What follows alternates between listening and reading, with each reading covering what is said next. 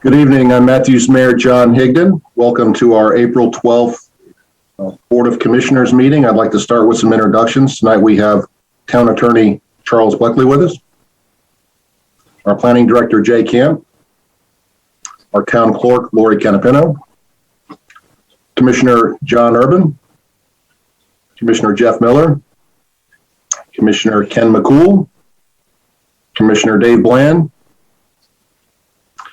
Mayor Pro Tem Renee Garner, our Communications Coordinator Maureen Keith, Assistant Town Manager Becky Hawk, Town Manager Hazen Blodgett, and Commissioner Larry Whitley. Good evening. I'd like to say that we had a meeting earlier this evening at 6 o'clock to discuss some of the properties the town owns in downtown. That was a very productive meeting. I'm going to review the rules of engagement once again. Due to the governor's COVID-19 orders, this meeting of the Matthews Board of Commissioners will be conducted remotely using the Zoom virtual meeting platform. Town of Matthews is committed to transparency and robust public participation during these challenging times. Remind everyone once again that the mayor and commissioners will vote on each item by roll call vote, meaning each member will be polled to individually state their vote for the record.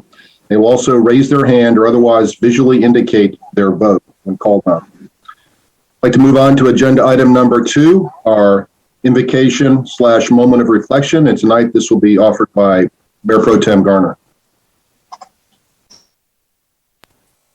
Tonight I'd like to read a poem by Carl Sandburg. It's titled, I Am the People, the Mob. I am the people, the mob, the crowd, the mass. Do you know that all the great work of the world is done through me?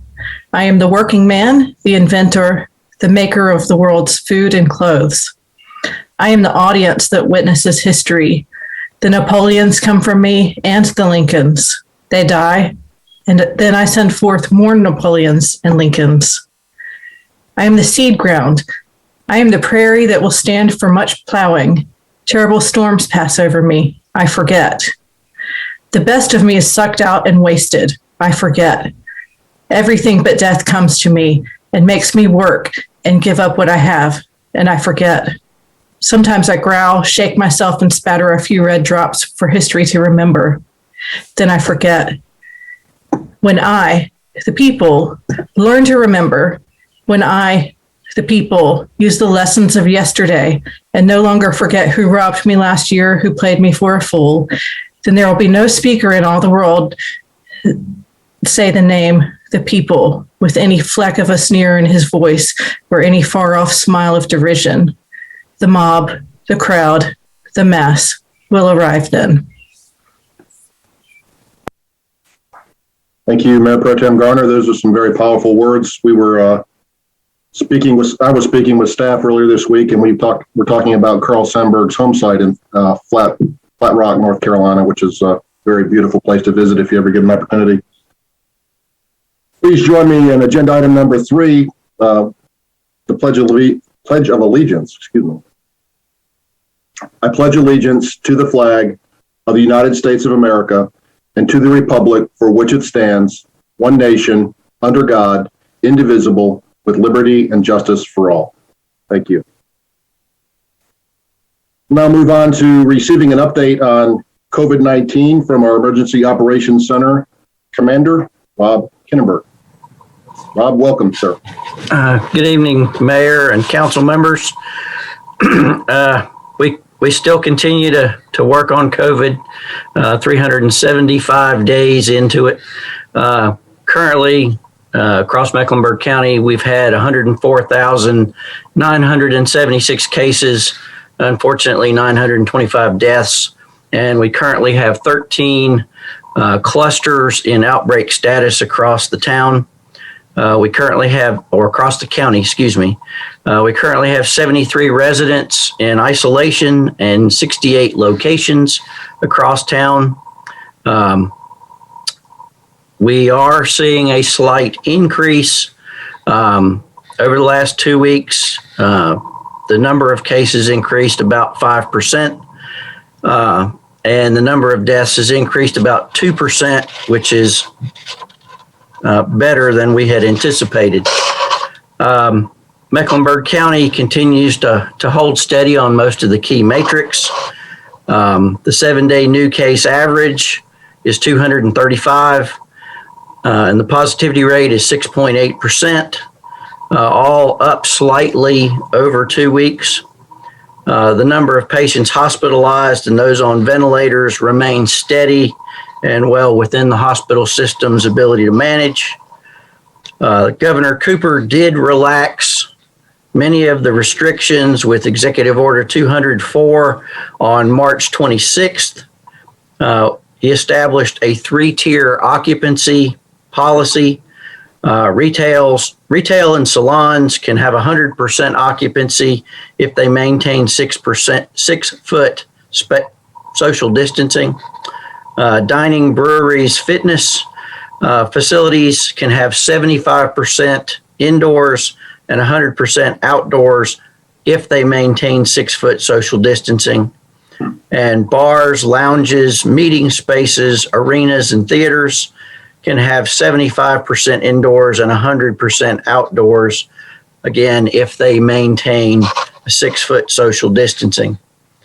Overnight alcohol sales restrictions were lifted. Indoor amusements were subject to the 75% and 6-foot. Mass gatherings were increased to 50 indoors and 100 outdoors. Social distancing and personal hygiene protocols are still in place. Face coverings are still required in all public indoor settings if there are non-household members present, and outdoors when you're not able to maintain social distancing from non-household members. The number of people being tested for COVID continues to decline across the county. We are still concerned about the variants, and diligence remains the watchword. We are currently under what's called Group 5 eligibility, which basically makes anyone over the age of 16 eligible for the vaccine.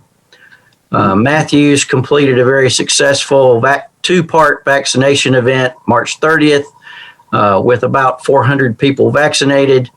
Unfortunately, across the county, we are entering a cycle where people are vaccine shopping, making appointments and finding better ones and failing to cancel. So all the clinics have a high number of no-shows. We have had conversations with the health department about more Matthews area clinics, but right now supply is outstripping demand. Public vaccination efforts do continue. We've entered a home vaccination phase through the health department. Currently, 27% of Mecklenburg County residents are partially vaccinated and 18% are fully vaccinated. And we expect about 50% are receptive to getting the shot. So we've still got a lot of holdouts. So that is the end of my report. I'll entertain any questions you might have. Any questions for Chief Kinneberg? Mayor Pro Tem Garner. Chief, I saw a report today that said one of the vaccines, and I don't remember which one, has about a 6-month lifespan.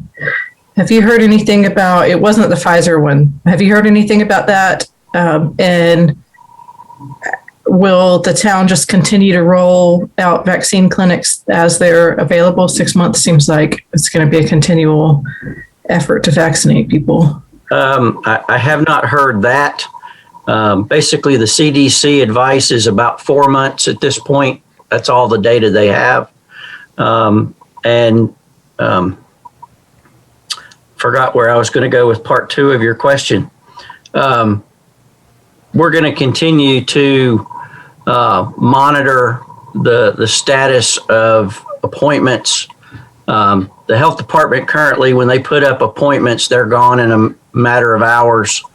But with Walgreens, CVS, Harris Teeter, all entering the market, there's a lot of access to the vaccines. Commissioner Miller. you. Thank you. I want to thank Reverend Whitley for introducing a vaccine program at his church. I took 2 Moderna shots on about a month apart, and that was very helpful. And I want to thank Chief Kinneberg for doing everything he's done to inform us and keep us on top of the issues and the stats. I'm sure it's been very tedious and trying, as a side job to what he does during the day. Thank you, Chief.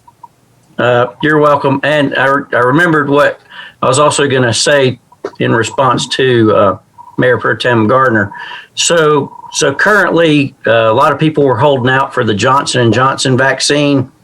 Anecdotally, we were told that people who get the Johnson & Johnson can expect to feel like they have the flu for about 3 days.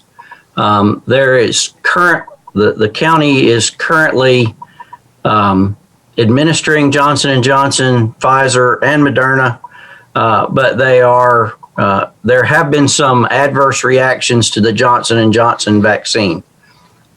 So it feels like you have the flu, where with the second shot of the Moderna and the Pfizer, you just felt a little off for a couple days. But thank you. Any other questions or comments? I also want to thank Chief Kinneberg and all the town employees and staff that participated in the effort out at the Sportsplex. I got my second shot there on March 30th, and it was run exceptionally well, very professional, and just fantastic job by everyone. So I want to give them all a shout out and urge those that are hesitant to get the vaccine to do it. The only way we're going to get herd immunity is by getting a majority of folks vaccinated. So I hope you will consider doing it if you haven't already. We will move on to the next agenda item, number 5. Are there any items to be added to the agenda tonight, Mr. Manager? No, sir, Mr. Mayor. Lori, do we have anybody signed up for public comment? No, sir. Okay, we'll move on to agenda item number 7. I'll entertain a motion to recess our regular meeting for public hearings on applications to amend the Unified Development Ordinance and land use map of the town of Matthews. So moved. Second. A motion from Commissioner McCool, a second from Commissioner Miller. We'll take a roll call vote. Commissioner Urban. Yes. Commissioner Miller. Yes. Commissioner McCool. Yes. Mayor Pro Tem Garner. Yes. Commissioner Bland. Yeah. Commissioner Whitley. Yes. And I vote yes as well. So we'll move on to zoning item number 7A. Before we do that, Jay, could you introduce the planning board for us tonight? Yeah, happy to. We have our chair, Mike Foster, vice chair, Natasha Edwards, Jonathan Clayton, Tom Dorsey, Jim Johnson, Carrie Lamson, and Mike Rowan. Okay, thank you. And as always, I want to thank that group for their dedication and hard work. It's a time-consuming committee to participate on.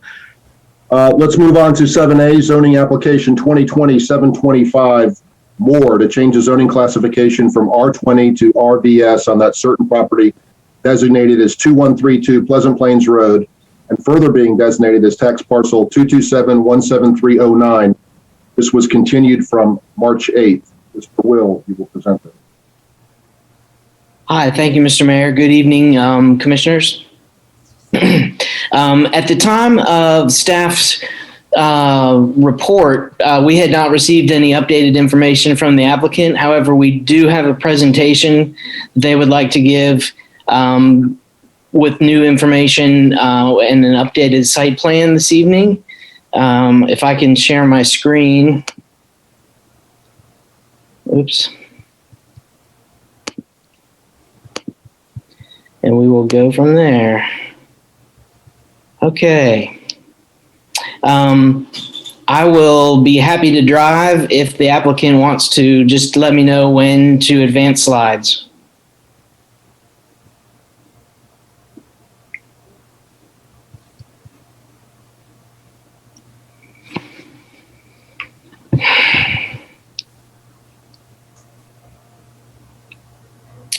Chris or Brian, are you there?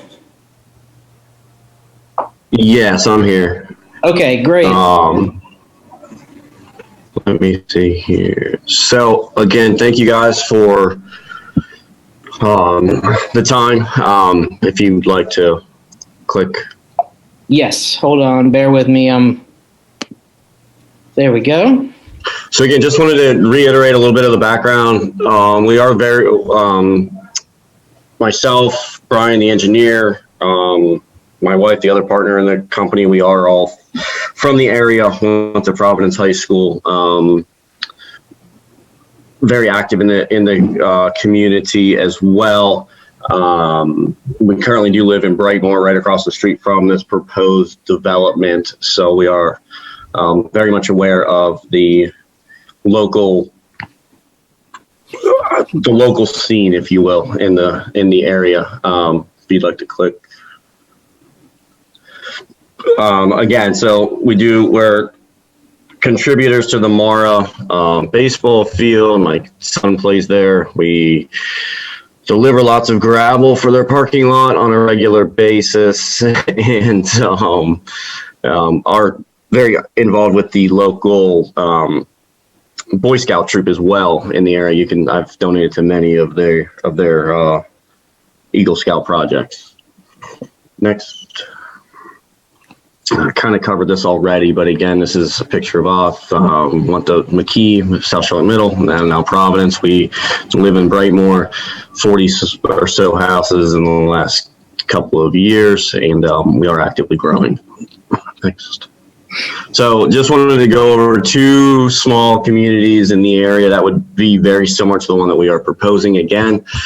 This one's right off of Sardis, and just this week, the home that you're seeing right now did actually go under contract at full list price, and so now we do have the other one next door as well. We've got four other additional homes currently under construction in this 14-lot community, and currently working on a couple of plans for some more. So things are moving.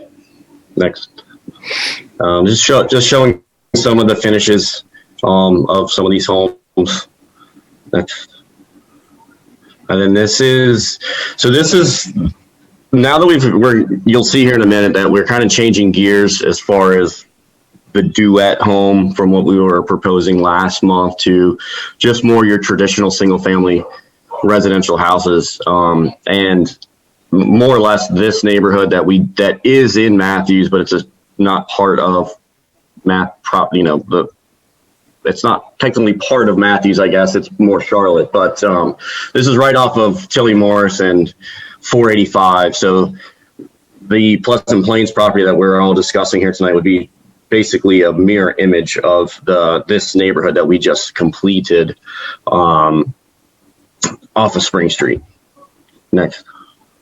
So just some more of the custom quality. Use lots of higher end products, cedar siding, cement siding, obviously large format tiles, mahogany front doors, shiplap, and just a lot of different custom touches, as well as like built-in closet systems. And so overall, we are looking to certainly add to the surrounding community as far as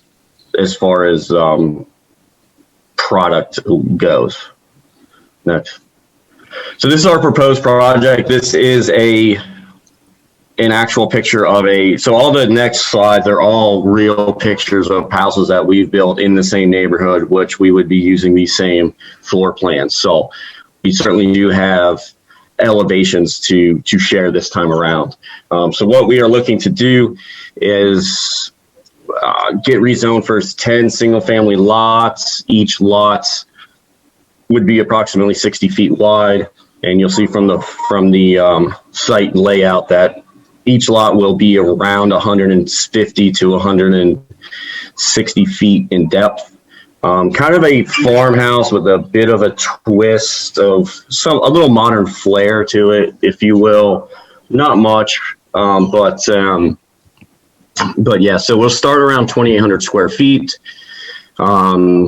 ranging from 4 to 6 bedroom homes. The 6 bedroom is really more of like 2 offices. So there's only 1 floor plan that we have that, but mostly 4 to 5 type bedrooms. So 2-car garages, back patio, again, cement siding, natural cedar accents, metal roof, stone accents. So that's next. So this is the new site plan. As before, I'm not sure if you guys remember last month, we had 8 lots, 8 duets on here. So we are actually taking down our roof. I don't know how you want to like the amount of roof space in this plan is decreased by about 4,000 square feet compared to the duet plan before. This also does allow for us. This is, and Commissioner Urban, you had brought up about a tree survey. So this site map is actually overlaid with the tree survey. We are able to keep some of the, not all as it's currently laid out, unfortunately, but a larger number of the mature trees in the back corners of the lot with this setup as opposed to the previous duet style setup. Other than that, a lot of the site survey does remain the same from the previous presentation to this one. But this does allow for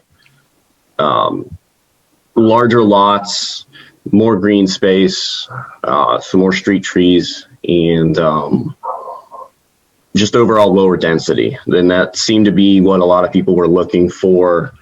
That seemed to be the common suggestion, if you will, from our meeting last time. Next.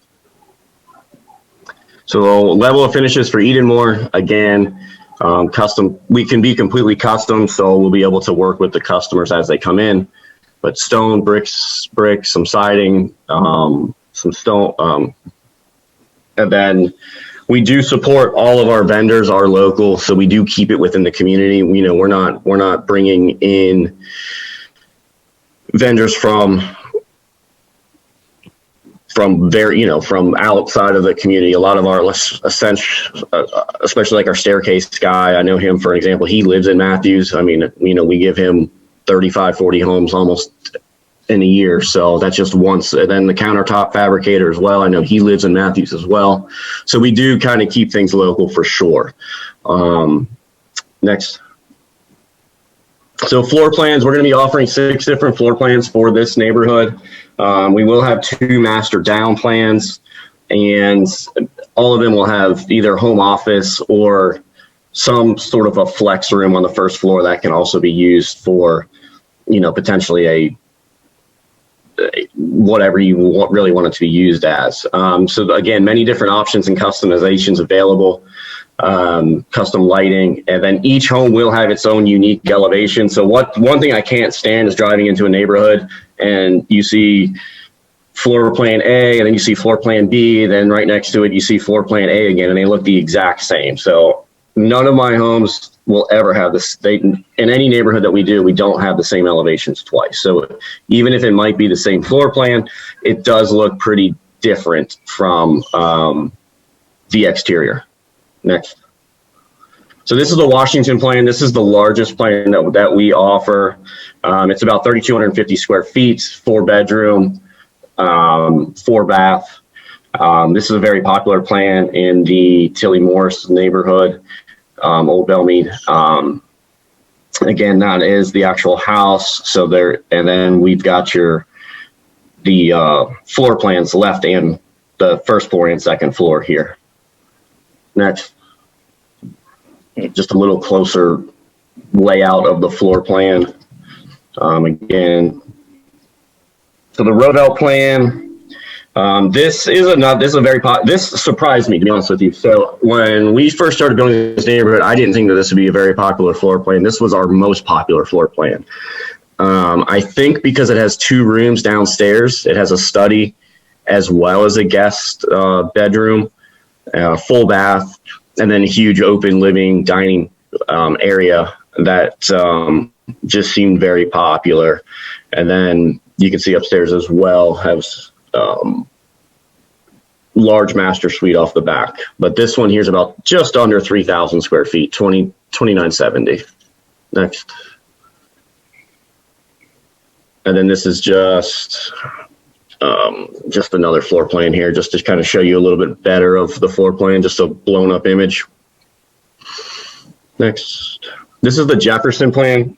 So we built this a number of times as well. I've also built this home in the Raintree neighborhood down in South Charlotte. This was just over 3,000 square feet. But 4 to 5 bedroom, we can have a number of different configurations as well as another number of different upstairs configurations with the number of bathrooms and if we convert Jack and Jill's. But the one reason this was a very popular plan was each bedroom has its own private bath. So we have built this plan a couple of times and it's been very successful as well. Again, just a little bit closer image of the floor plan there. And this is the Liberty Plan. So this one, again, right around 3,000 square feet.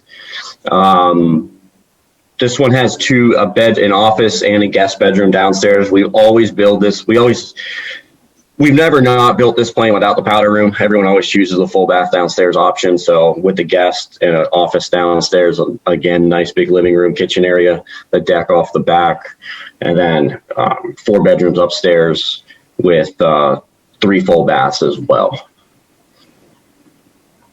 Next, same as the others.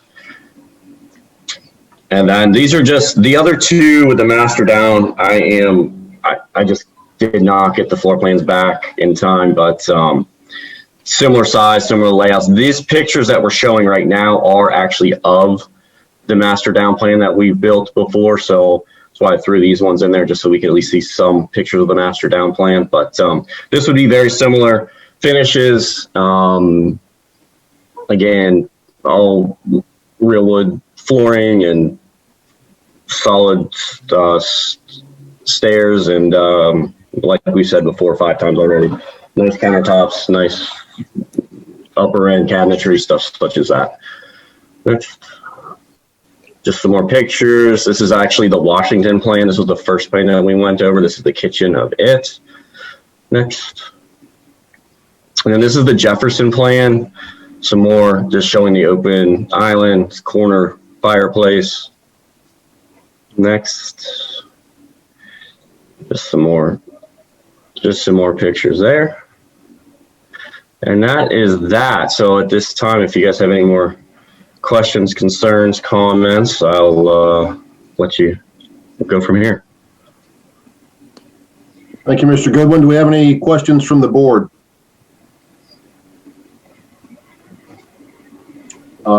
Commissioner Whitley. Thank you, Chris. Chris, what's the price of these houses? Do they stay pretty high, or what's the price range with these new design? Yeah, so we're going to be bringing it down because we decided that wasn't the price point that was desired in the area. But these will still be lower to mid 5s, and that's just where we got to be with the cost of the land. I mean, it just doesn't make sense otherwise. All right, thank you. Any other questions? Mayor Pro Tem Garner. I guess I have a question about the process. So I can appreciate the coming down in density and a different approach, but I wonder how that works with public input, because we haven't seen the plans before tonight. I don't know that many of the neighbors know to tune in and to see what's going on. So how does that work? Well, if I could step in, basically that's what the purpose of this hearing is tonight. It's still the public hearing. But it is different than what was presented to the neighborhood at their neighborhood meeting, I'm sure. Jay, do you have a comment on that? This is not unusual to have a project that undergoes some changes throughout the process. We did keep I haven't driven by recently. The rezoning sign should still be out to notify the public, and they should have had an updated public hearing date listed on them. But this is different from what was shared at the community meeting, for sure. I believe we have one person signed up for public comment, at least, Lori. Yes, that's correct. Okay. Are there any questions? Okay, Commissioner Urban. I'm going to give Mr. Chris the benefit of the doubt on this process. Jay and Rob know where I'm going to go with this. We're getting this information at 7:30 p.m. and I'm hoping that staff apprised the petitioner to turn materials in a timely fashion for us to review and comment on. So unfortunately, now that I've seen it, I need to get hard copies or something uploaded to the web so we can look at it. And so I really won't have comments until we come back and meet again, because I can't react to this immediately. I see plan changes, I see density changes, I see house elevations, et cetera, et cetera. I think it's probably moving in the right direction. Although to Chris, your portfolio of work, you've got a lot stronger portfolio than the houses you're showing us tonight. So you picked a series of homes that you've built elsewhere, I see by your portfolio, but they're not knocking my socks off like other things in your portfolio. So I'd want to inquire as to why this piece versus that piece and stuff like that. But I think overall, this whole process got out of control, and I don't want to blame anybody or point fingers, but had we had an entitlement attorney and a big name developer on the podium tonight, I probably would tear them up one end to the other on about the way we submit and process the drawings and all. So I'm going to give everybody the benefit of the doubt. Something happened here, but I think we're going to lose a whole month trying to reconnoiter this process.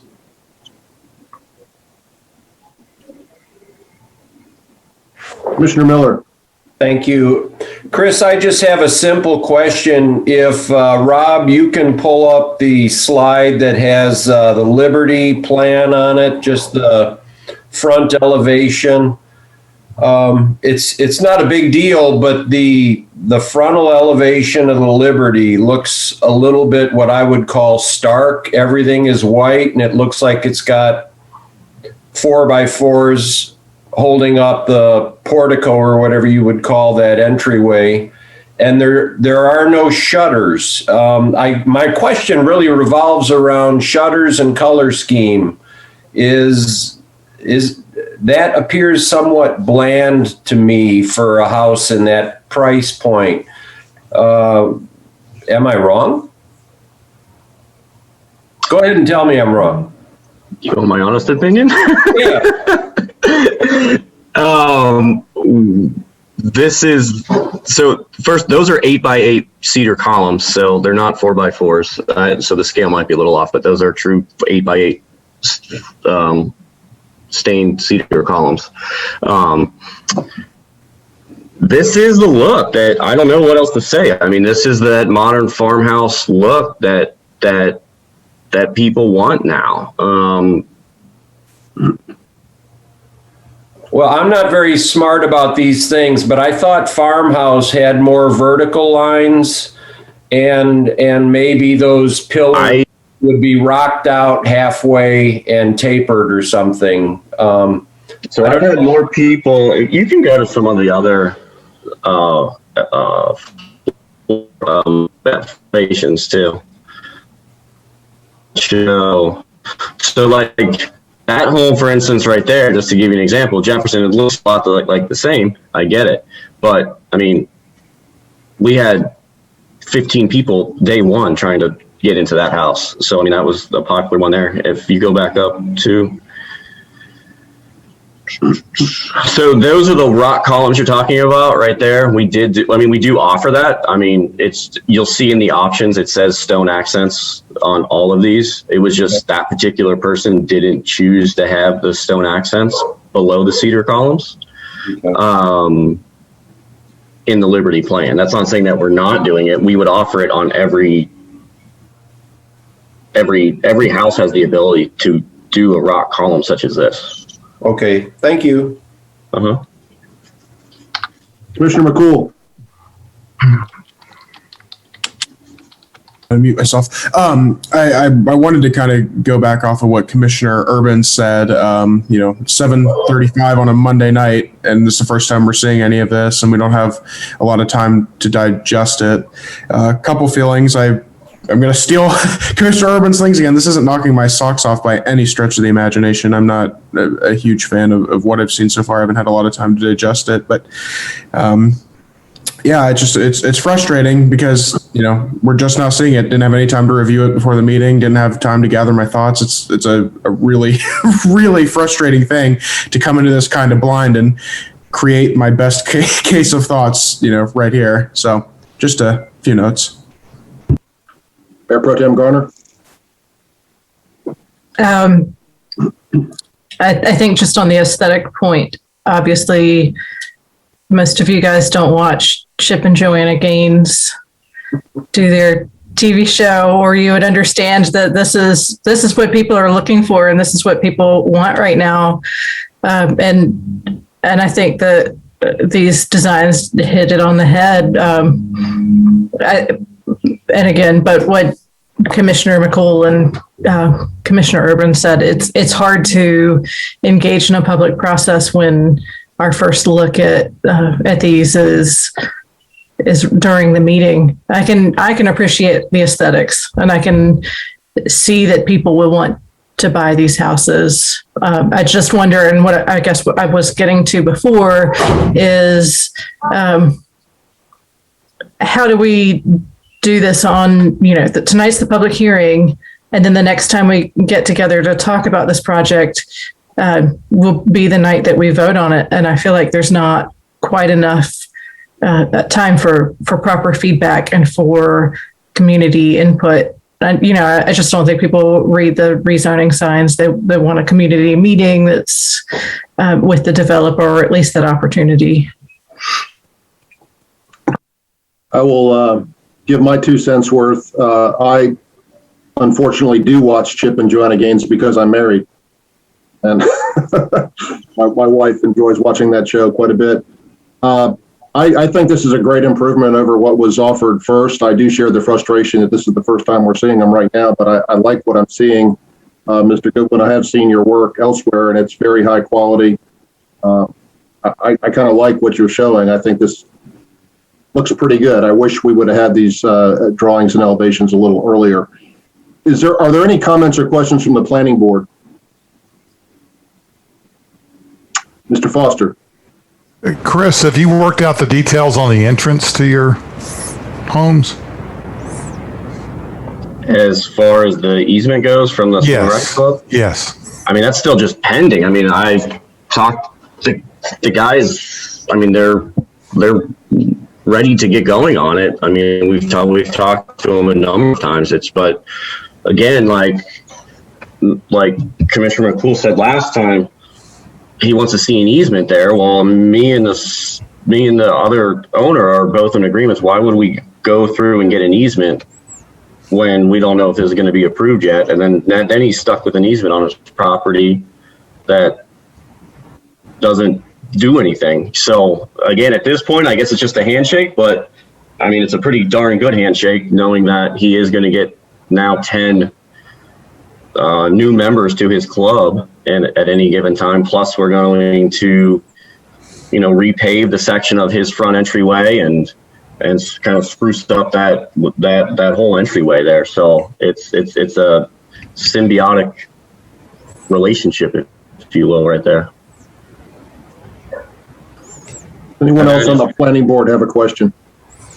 Comment? Anybody else on the town board?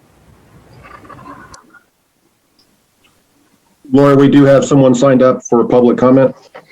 Yes, we do. We have David Rakel signed up to speak. He was going to listen to the presentation and then decide if he actually wanted to speak. So, Mr. Rakel, you can let us know if you do want to make comments. Hi, thanks very much. I appreciate the opportunity, and I appreciate what the commissioners have just said. I was sort of blown away. I think we're moving in the right direction. The issue was density. I'm a neighbor on Fair Forest Drive. The issue was density. We're moving to less dense. We're taking one single family home and building 10. That still feels pretty dense to me.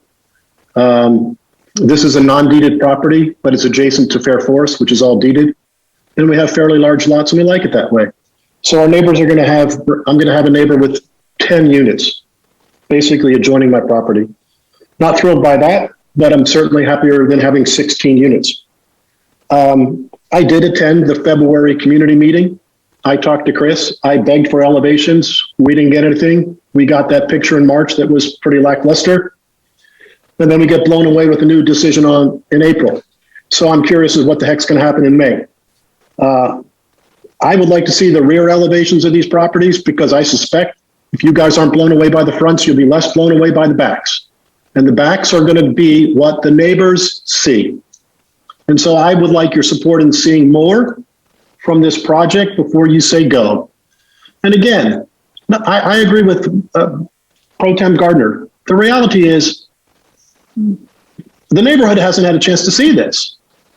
Okay, we had a meeting in February and we talked about tandem homes. So I think he has to start the clock all over again. I don't think this is the community meeting, guys. I think you have to start all over. Okay, so those are my 2 cents. Thank you. Thank you, Mr. Rakel. Mr. Buckley, do you want to weigh in on those comments? Well, the purpose of the public hearing is to give the public a visual of what it is that's going to be ultimately voted on, and that's happened. Admittedly, the first part of this public hearing did not, but it was continued, and so it was incumbent upon the public to come and see tonight what was being presented, or to tune in and then hear it. And so, but it goes to the planning board, and so we'll see what changes, if any, come about before it gets to the planning board. But all of this is still preliminary to a decision night, which would be in May.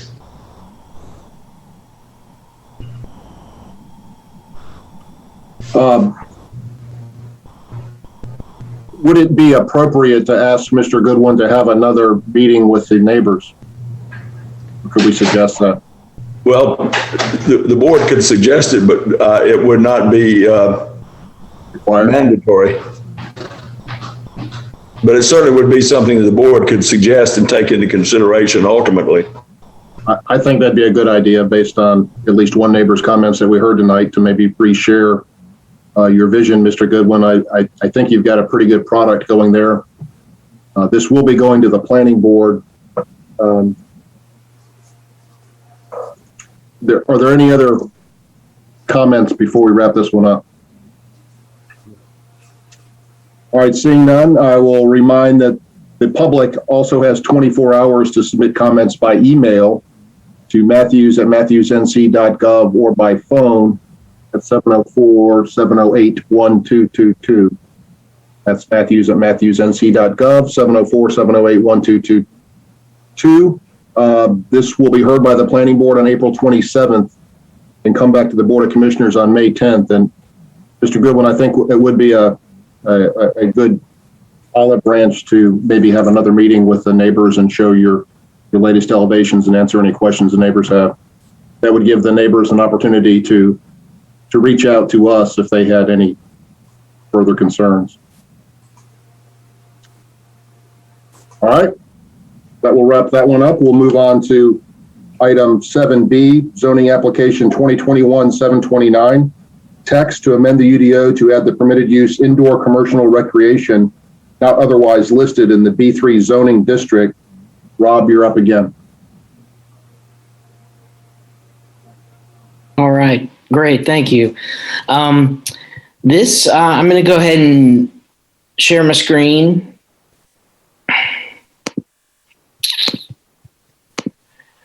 Briefly, these are some bullet points about the background and why the applicant is coming forward at this time to ask for this text amendment.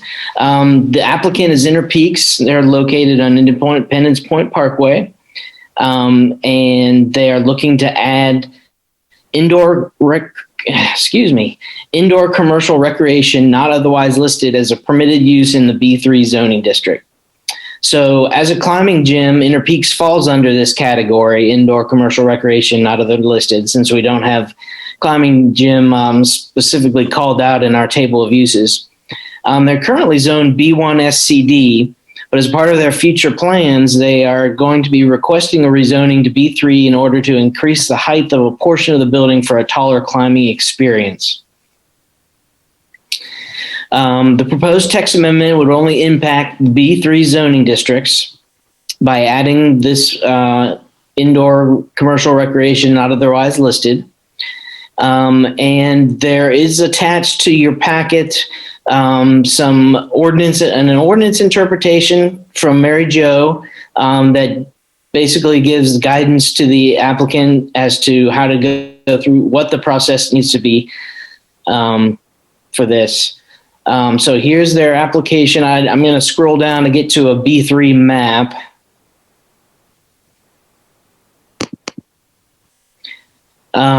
So the areas in sort of light purple are the areas that are currently zoned B3. There's one down here too. And these are all B3 conditional districts. And so as you can see, we don't have that much B3 zoning currently in the town of Matthews. And this is the ordinance interpretation, and my computer is having a glitch. So, but in a nutshell, this will be a two-stage process.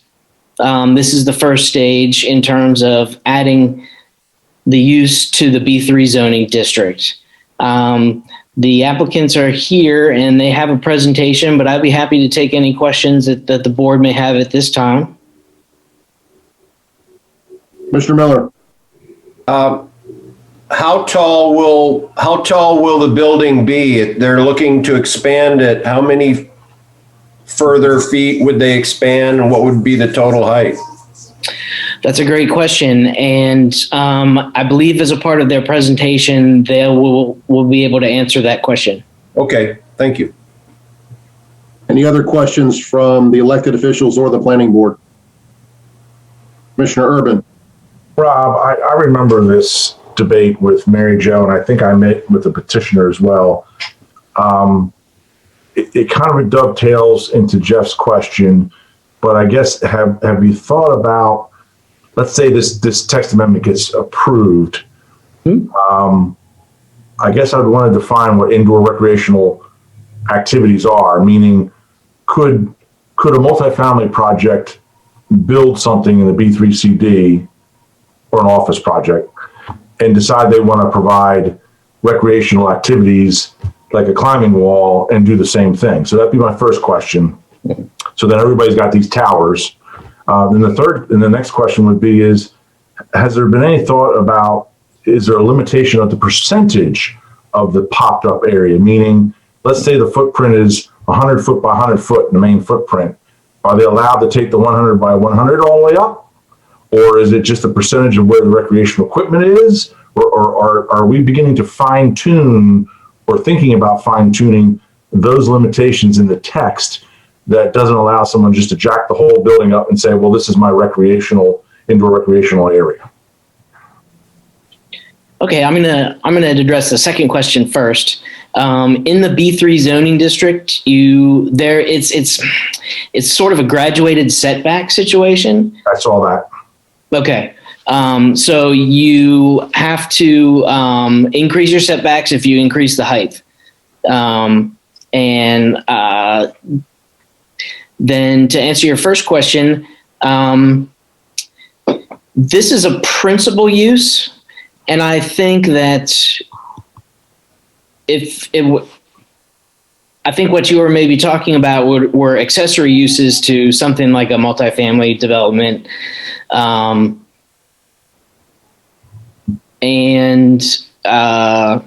Those an accessory use could be a climbing wall. But again, we would have height limitations. So you're saying, so this is, as indoor commercial recreation goes, physically permitted building code by this being an entity unto itself, not an adjunct accessory use. Someone builds a building and leases a part of it because he wants his employees to rock climb. Yes, sir. Okay.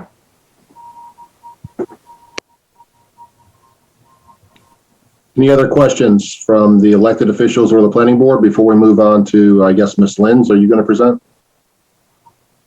I'm not seeing any questions, so go right ahead. Yes, thank you. And if you don't mind, Rob, I'll go ahead and share my screen now. Okay. Good evening, everyone. My name is Brittany Lenz. I'm an attorney with the law firm of Alexander Ricks.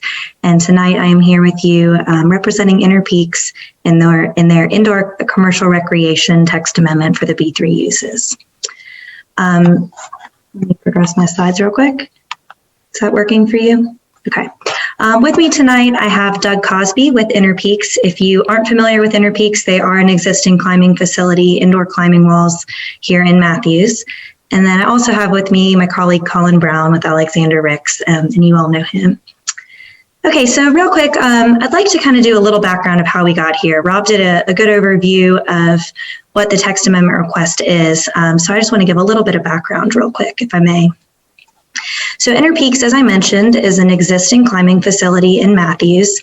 Orienting you to the location, I have it up on the screen now under the star. And zooming in a little bit, it's at the intersection of Independence Point Parkway and Four Lake Drive. It's also the site that was the former Grand Slam, if you all were familiar with it back then.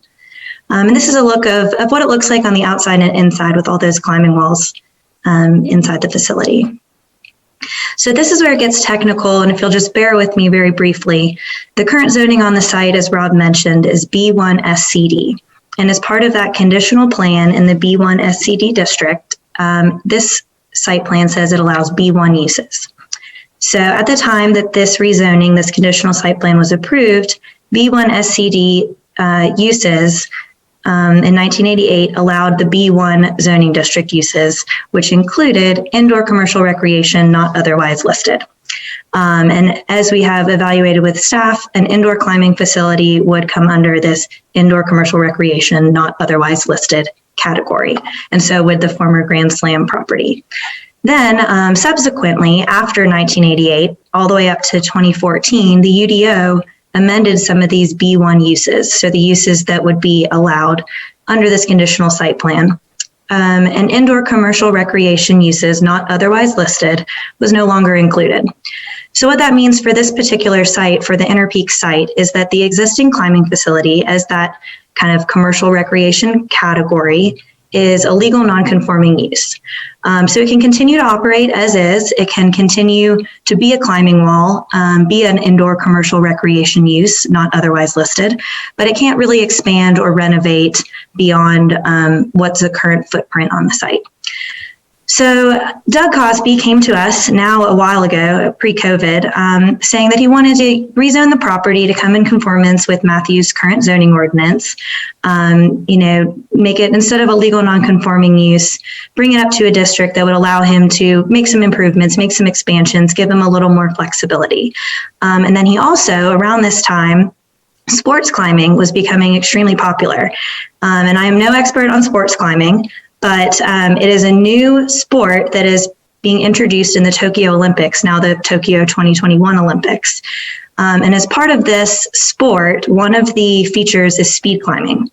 And speed climbing requires that all of the participants climb up this designated 15-meter wall. For those of us that don't speak in meters every day, 15 meters is approximately 49 feet. So Mr. Cosby came to us and said, I'd really love to improve my building. I'd love to bring it up to zoning conformance under Matthews' current standards. And I'd also love to add this sports climbing component to it so that I can really be competitive and capture the audience that is this new Olympic realm. So we thought that sounded pretty cool. We went into the Matthews zoning ordinance, and unfortunately there is no existing zoning district in the Matthews ordinance that allows 50-foot height, so that 15-meter wall and allows indoor recreation not otherwise listed. So allows this indoor climbing wall category. So we put our heads together, and staff has been very helpful in walking through this whole process with us. And as Rob mentioned, this is a two-step process that we've come to kind of solve this problem. The first one is what's in front of you tonight, the text amendment to allow the indoor competitive climbing wall, so up to 50 feet in height, in a suitable zoning district that would allow those categories of uses. And then the second step, we would come back in front of you again to rezone the specific Interpeak site and bring that into the zoning district that would be approved as part of this text amendment, so that it's no longer a legal non-conforming site. It would have a site-specific plan, and it would then be in conformance with the current Matthews ordinance. So in front of you tonight is just that first part, and the request is to add the indoor commercial recreation not otherwise listed to the list of permitted uses in the B3 zoning district. So you'll see that the B3 zoning district already has a decent number of permitted uses that are similar categories. So it has gyms, arcades, YMCAs that are permitted, but indoor climbing facilities, as you see highlighted, the category that covers them is not currently permitted in the B3 district. The B3 district does already allow up to 50 feet of height and all the other constraints that we would want to be working within. So this sole request tonight is to add permitted use in that table in front of you. And we'd be happy to, Mr. Urban, and some of the comments we've had, we'd be happy to evaluate limiting this a little more if we need to kind of fit the needs of this site. So B3, in talking with staff, we really felt that B3 was an appropriate district since it has a very limited applicability. As Rob mentioned, there really is only a handful of B3 zoning districts in Matthews, and they are all conditional districts. So the text amendment really would only apply to parcels that might have the indoor recreation uses and don't already have a conditional plan on them that has a limited number of uses. So for example, the Comfort Inn on the way on the north of the map, that's a conditional site plan that limits it only to hotel uses. So the text amendment wouldn't apply to this site, and the Comfort Inn is already fully developed and probably not going to get demolished to become an indoor commercial recreation facility anytime soon. The Sportsplex, in talking with staff, that is in the entertainment overlay district, and staff felt that it had sufficient protections, that this isn't creating a Pandora's box. It's just allowing an additional commercial recreation use that would probably be desired there in the Sportsplex. And then another example that was recently approved all the way down to the south, the CPCC site. This was a really limited conditional rezoning to allow the parking garage uses. So again, that would not even apply to the text amendment that we are talking about today. And then this is just a little teaser. This is not necessarily something up for discussion tonight, but just kind of so that you can start to get familiar with what the second step of this process would be, is us coming back to you specifically for the Interpeak site to request this B3 zoning that would be a conditional plan. And this just shows you some images of what we're thinking of, is adding that little upcropping to allow the competitive sports climbing as an increased height for the building, but otherwise keeping the existing building and continuing the existing uses on the site. So at this point, I'm sorry. I just wanted to point out to Councilor that this amendment tonight is not site specific, and they should not be considering anything other than the B3 zoning districts and not any site specific future plan. Yes, exactly. Thank you. Thank you for that clarification. I just wanted to give a little bit of context for the future, but that is completely correct. So at this point, I will pause and see if my colleague Colin or Doug, if you have anything that you would like to add, and if not, be happy to open it up to questions.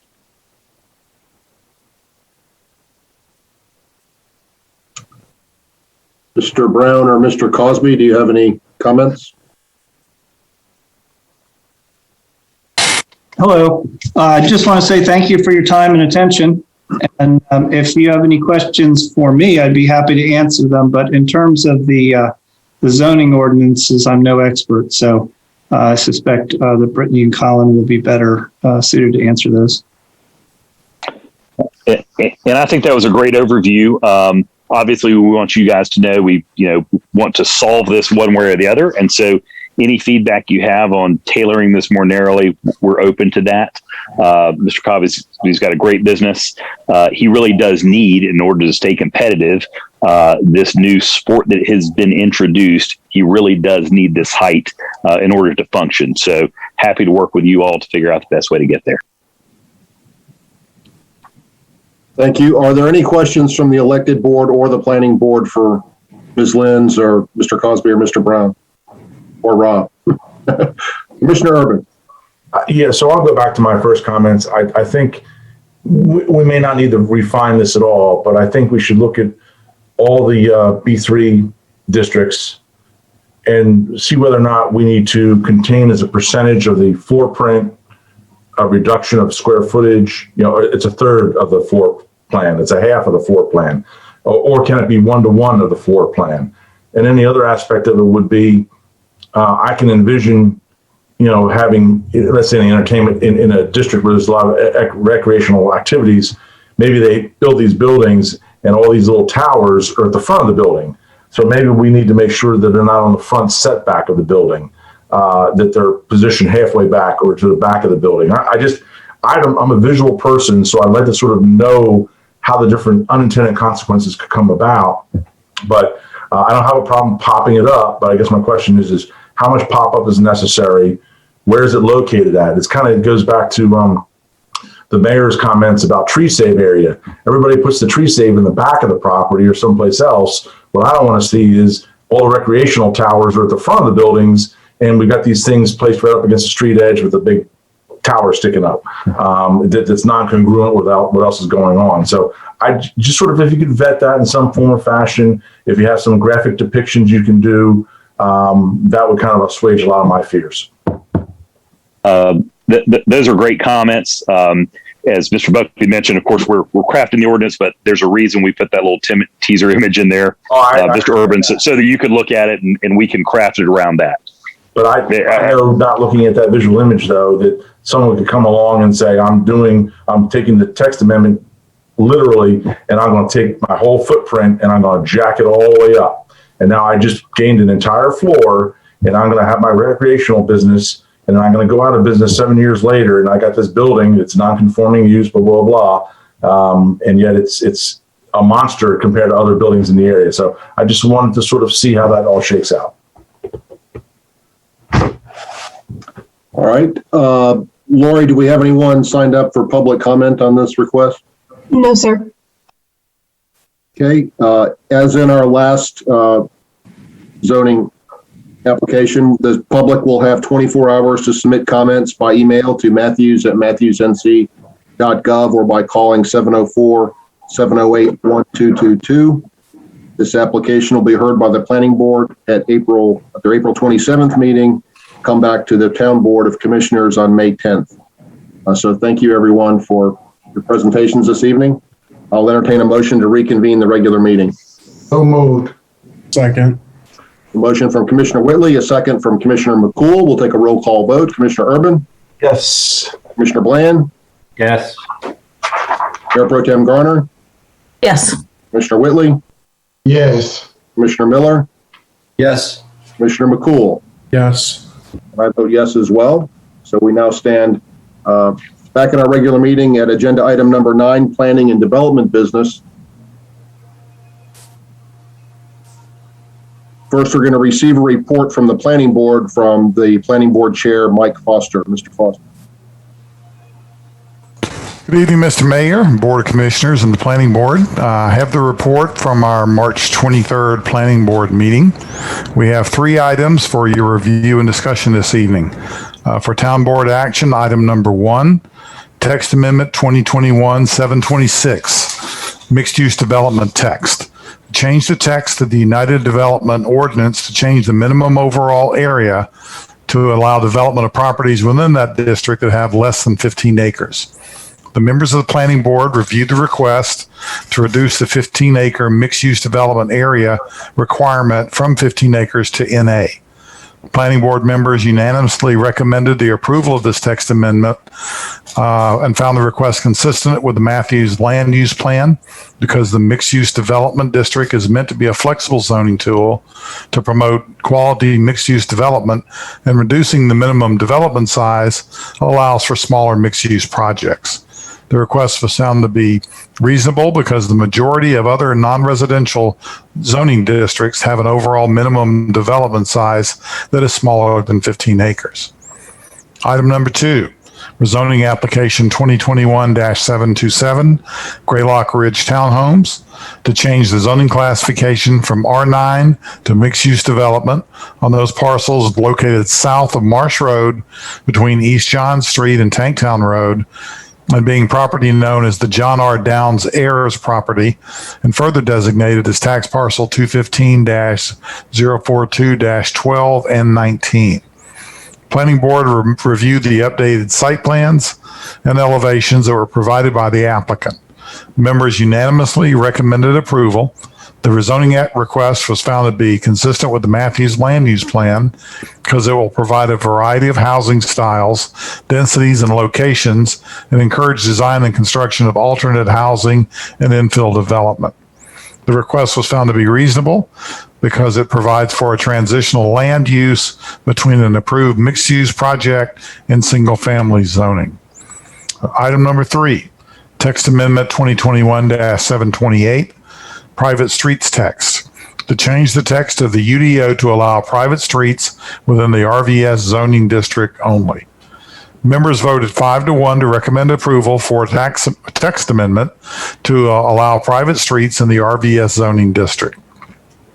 The text amendment request was found to be consistent with the Matthews Land Use Plan because the RVS conditional zoning district is meant to have flexible design standards to allow for a variety of housing types. Allowing private streets contributes to this flexibility. The request was found to be reasonable because private streets are permitted in other residential zoning districts. One item for information only. Planning Board new member interviews. Vice Chair Natasha Edwards and I are going to begin interviews for additional Planning Board candidates tomorrow night. We have 2 scheduled for tomorrow night and 2 scheduled for Thursday night. And this will allow us to fill the 2 alternate positions that we currently have open, as well as give us a little bit of a look ahead as we have a couple more members coming up for moving on from the Planning Board at the beginning of next year. One personal item, I would like to really thank Natasha Edwards for stepping in on very short notice at this last Planning Board meeting. Due to unforeseen circumstances, I was not able to attend. Natasha took over, did a great job, and I really appreciate her help. Are there any questions? Thank you, Mike. Are there any questions? I've got a quick question. Remind me, how long is the term for a Planning Board member?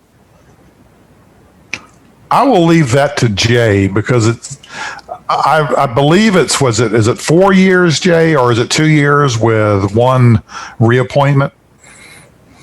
Yeah, so you can begin as an alternate. Sometimes you fill an unexpired term if there was a vacancy, but typically it's 2 2-year terms. But you can end up serving 5 to 6 years depending upon how you came to the board if you filled an open term.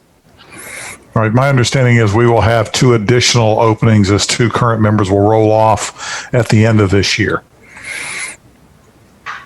And that's in addition to the 2 alternate openings that we have right now. Thank you, Mike. Seeing as there's no questions, we'll go right into the planning and zoning related actions. Number 1, zoning application 2021-728, the private streets text. To change the text of the UDO to allow private streets within the RVS zoning district only. Mr. Will. Thank you, Mr. Mayor. Sorry, Jay, do you have a comment? Yeah, I just wanted to give a brief plug for items B1 and 2. I would ask you to consider both of these text amendments, although they are proposed by applicants, to look at these really entirely separately from the rezoning cases. The private street text, staff feels very strongly that the flexibility to consider public or private streets in the RVS district is very important. And also consider that the RVS district only occurs through a conditional zoning process. So ultimately, the board will always have that control to approve public or private streets when new developments are proposed, so that there's still a safeguard there. It just provides flexibility. The same goes for the MUD district. It's hard to anticipate where mud might be applied or how small the lot size is. But, after research, we've determined or looked at our table of uses. And Rob, I think we have 6 or 8 zoning districts today that are NA on minimum lot size. So it is quite common. The property we discussed at our 6 o'clock meeting, it's 0.73 acres. I think that's a prime mud zoning potentially. So I think the flexibility just to have NA there and evaluate it on a case-by-case basis is the best scenario from our perspective. Thank you, Jay. Rob, the floor is yours. All right, great. Thank you. I couldn't have said it better myself. Thank you, Jay. So this is private streets in the RVS zoning district.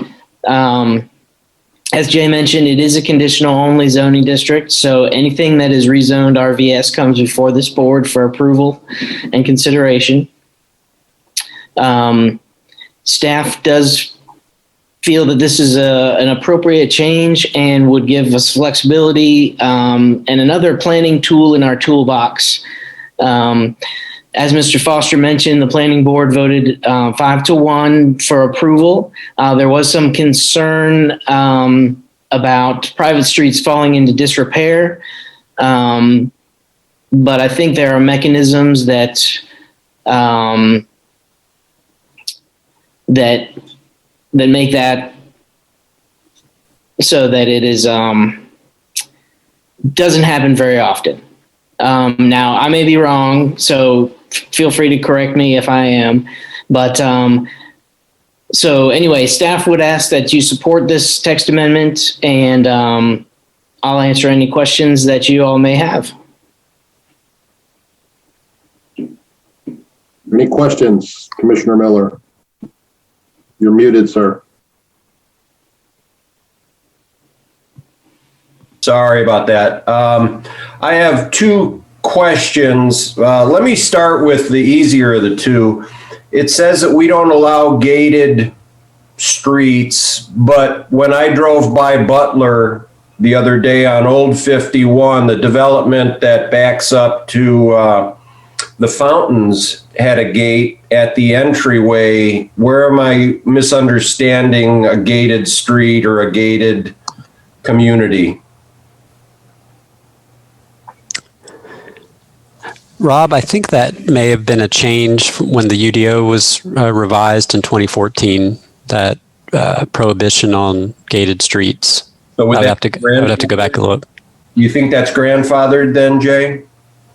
Yes, I do. I know that the gates, at Bellicera, is that the example you're giving? It. Right across from Butler on the back drive. I don't know that the front is gated, but the back is. Yeah, they go back at least 10 years. They've been there for quite some time.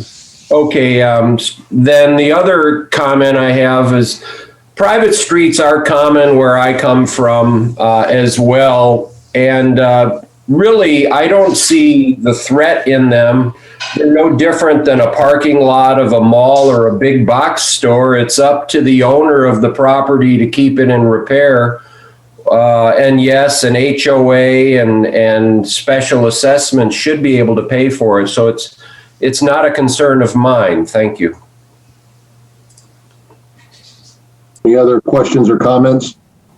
Adding on to what Commissioner Miller said, I think we all know that we have quite a backlog of paving requests in the town of Matthews. So I'm happy to see some streets be private so we don't have to maintain them. That'd be a benefit, I would think. Yeah. Any other questions? Mr. Rowan, do you have a question? Okay. All right. If there's no other questions, I'd entertain a motion.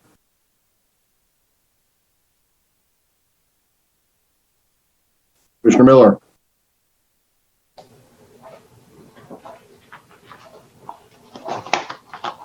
Sorry, I'm trying to be courteous by muting myself. I'd like to make a motion that we allow the option of private streets in the RVS zoning district to permit flexibility for the town and for future development. Mr. Buckley. Reasonableness? Yeah, and that the RVS conditional zoning district is meant to have flexible design standards so that it would allow for a variety of housing types. Allowing private streets contributes to this flexibility, and that it's reasonable in that this amendment allows private streets to be permitted in other residential zoning districts. I'll second that. We have a motion from Commissioner Miller, a second from Commissioner Whitley. We'll take a roll call vote. Commissioner Urban? Yes. Mayor Pro Tem Garner? Yes. Commissioner Whitley? Yes. Commissioner Miller? Yes. Commissioner Bland? Yes. Commissioner McCool? Yes. And I vote yes. That passes unanimously. Thank you. Move on to item 2, zoning application 2021-726 MUD text. To change the text of the UDO to change the minimum overall development area to allow development of properties within that district that have less than 15 acres. Mr. Will. Thank you, Mr. Mayor. I'm going to share my screen briefly here because I, as Jay referred to the other non-residential zoning districts, I just want to show what how this would be consistent with our other non-residential zoning districts and our conditional only zoning districts.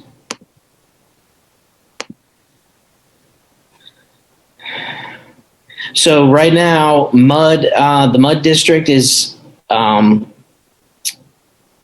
highest minimum size, has the highest minimum size of the development per acre, overall development acreage. And so if you can see down here, RI is 2 acres, office is 9,000 square feet, but the rest of our non-residential zoning districts are NA.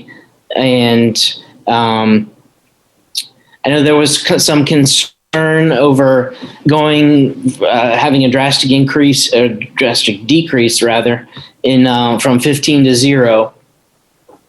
And at the planning board, that was discussed that, as Jay mentioned as well, there are specific examples that we would like to have the MUD district as a development, as a conditional zoning district option for more creative and mixed use sites.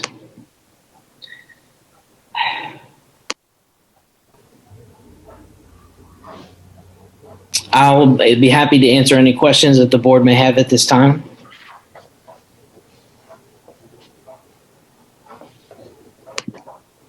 Rob, so there is no concern about unintended consequences of going all the way to 0? Or not from a staff perspective, no.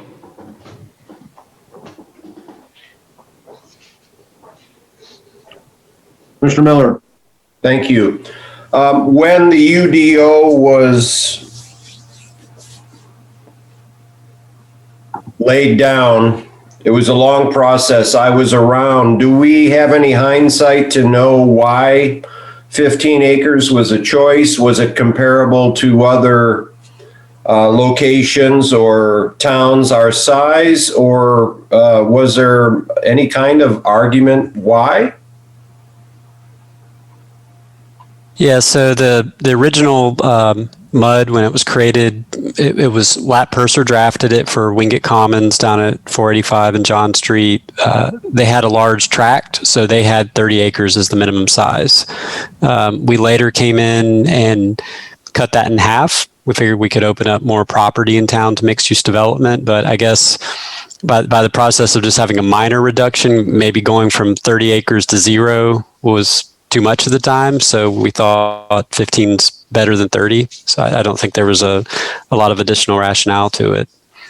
But ultimately, it probably always should have been a much lower number, but it was developer driven when it was written. Okay, thank you. Mm-hmm. Any other comments, questions, or motions?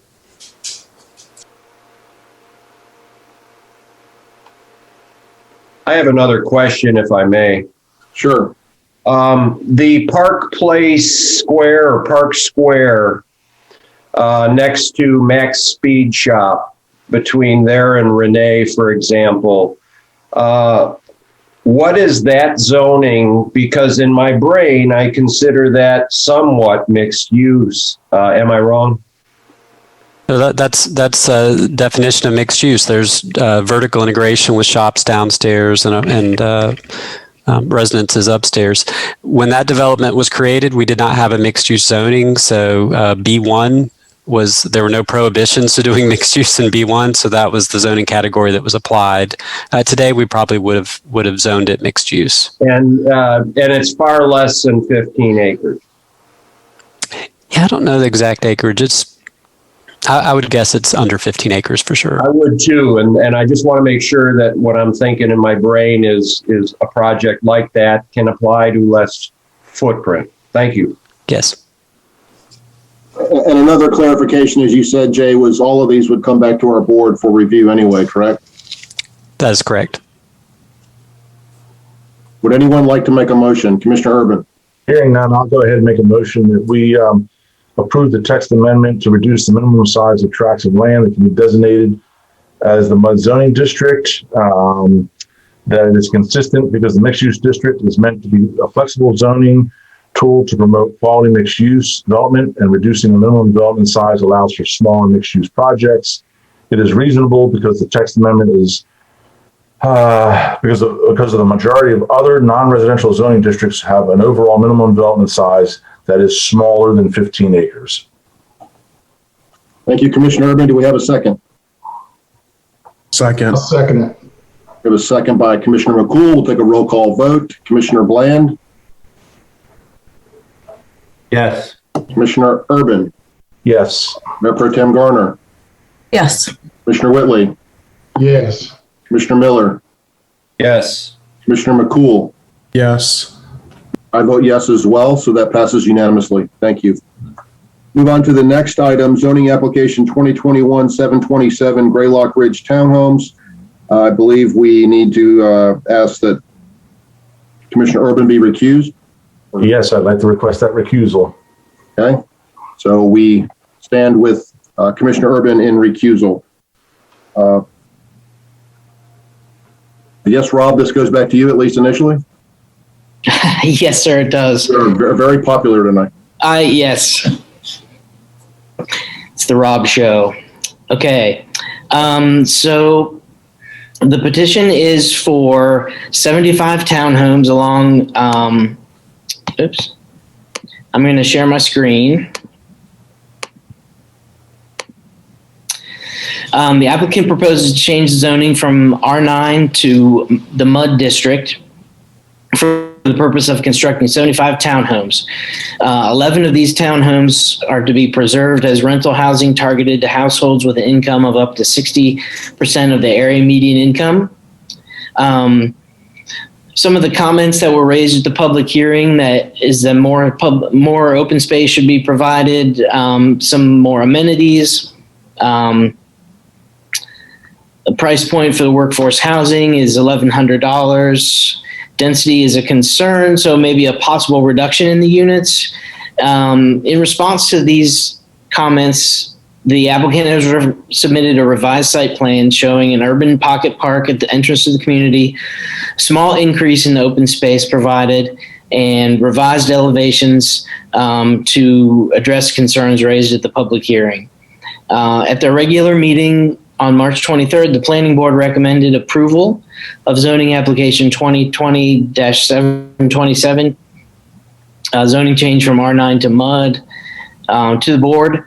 And at this time, staff recommends the board make a favorable recommendation on the zoning application as well. And I would be happy to answer any questions. We also have the applicant. The applicants are here as well to help answer questions. And they do have a presentation if the board is interested in going through it. Yes, I would like to see that. Commissioner Billy, did you have a question for Rob, or do you want to wait until the discuss? I want to see the presentation. Okay. Ms. Cook?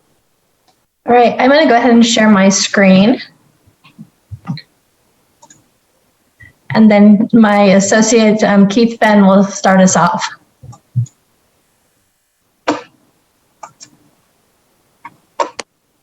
Thanks, Donna. Can you guys see me? I can't see myself. No. No. Huh. Not sure what I'm doing Usually wrong. your camera's not on or something. I don't have it off. We can hear you. Oh, sorry. I didn't click on start video. Sorry about that.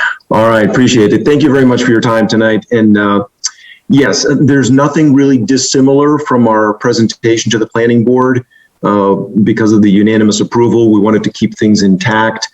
So this presentation for the most part is relatively the same, but we do want to share with you kind of the insights to what we came up with that Rob alluded to on his presentation as far as the bullet points and the changes that were incorporated. So again, 77 lot development, townhomes, looking to have 2 different product types in this area. We're looking at 3-story and 2 stories, and we're looking to have the MUD extended from the southern border to incorporate into this parcel, which when you see the global scale, for the most part, it kind of goes hand in hand. That's kind of a better visual if you could see that, the relationship. It's a great transitional point too. And that road is already dedicated, so that belongs to Matthews. It's a road that's going to be built out through the DOT process and design. So we are subject to their approval on how that cross-section of those roads will look like. We have worked with staff and planning board to really provide the look and feel of Matthews and some of the parallel parking in those areas. So we're willing to put it in there, but ultimately it's DOT's decision. So again, we have no qualms about that. Now, as far as the location, obviously proximity to the Matthews Sportsplex, the downtown Matthews, the previous petitioner on that rock climbing wall, they're not going to be too far from here. So that's kind of interesting. I thought that was kind of something as far as the residents here could have options. Access to major thoroughfares goes without saying. You guys know your town very well. The public transportation, the walkability, the context again. So the Wingate Commons, which is just to the south of us, that's a colored rendering. It's not locked in stone. Spoke to Lat recently, and they're looking at making some adjustments internally. We are collaborating hand in hand with the relationship of what he's building on his side versus our side, so that we have a nice transition as well, just kind of respecting the commercial component versus the residential and vice versa. The Crestdale neighborhood, obviously to the north, so that also recommended kind of part and parcel to what we're proposing here today for our 7+ acres. So here are some of the changes, just in context, a really quick summary. We converted some of the sidewalks, one of them specifically to the meandering path that was requested to kind of go consistent with that greenway design. We eliminated a lot of the excess parking to create additional landscape buffer and green space, so that's been added. We also made sure in relationship to that parking that we would meet the parking with or without the parallel parking in the DOT road, which is Greylock Ridge Extension. So that way, whether they don't allow it or not, we still have adequate parking. In fact, we're still over by a hair. So it's right alongside the UDO requirements. The urban part with the R feature, we keep that in the, it was on the left side of our project. We had a quadrant there that we were originally earmarking for a commercial. We don't get into commercial. We probably would have, sold that or looked at some other options with that. We decided to just turn that into an urban park with an art feature and seating. So it's going to be a nice entryway there. We also designated an area for native plantings and the community wildlife area, and that's on the opposite side of the development. So we'll have a nice balance in terms of green space on both sides. We provide the cross section of the alley to demonstrate that there's no conflicts within the drive aisles. There was a comment about making sure that the aisles between the units that not only could accommodate the parking at the unit, but you could accommodate the driving by it or through the development. So that's been addressed, and it's been explicitly shown as far as property lines and delineating where people would park. The elevations created a softer palette. You'll see Donna's going to show you some of the elevations.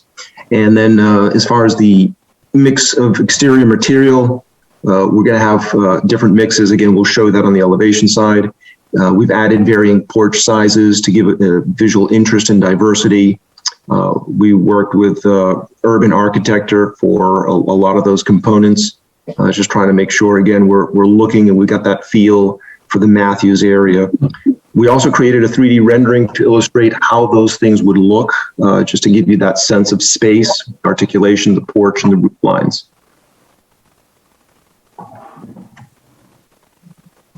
And now here's the site plan blown up, so we can take a look here, again, in more detail. You'll see all this green space. So to the right, the proposed tree save area, that's an area that we will not develop, we will not touch, so that will stay as it is. We might have to do some grading just to put that road in as far as the collateral grading, but other than that, we wouldn't be touching that. That road will connect to the Lat Purser site down there, Wingate Commons. But to the north of it, that alignment is a conjecture.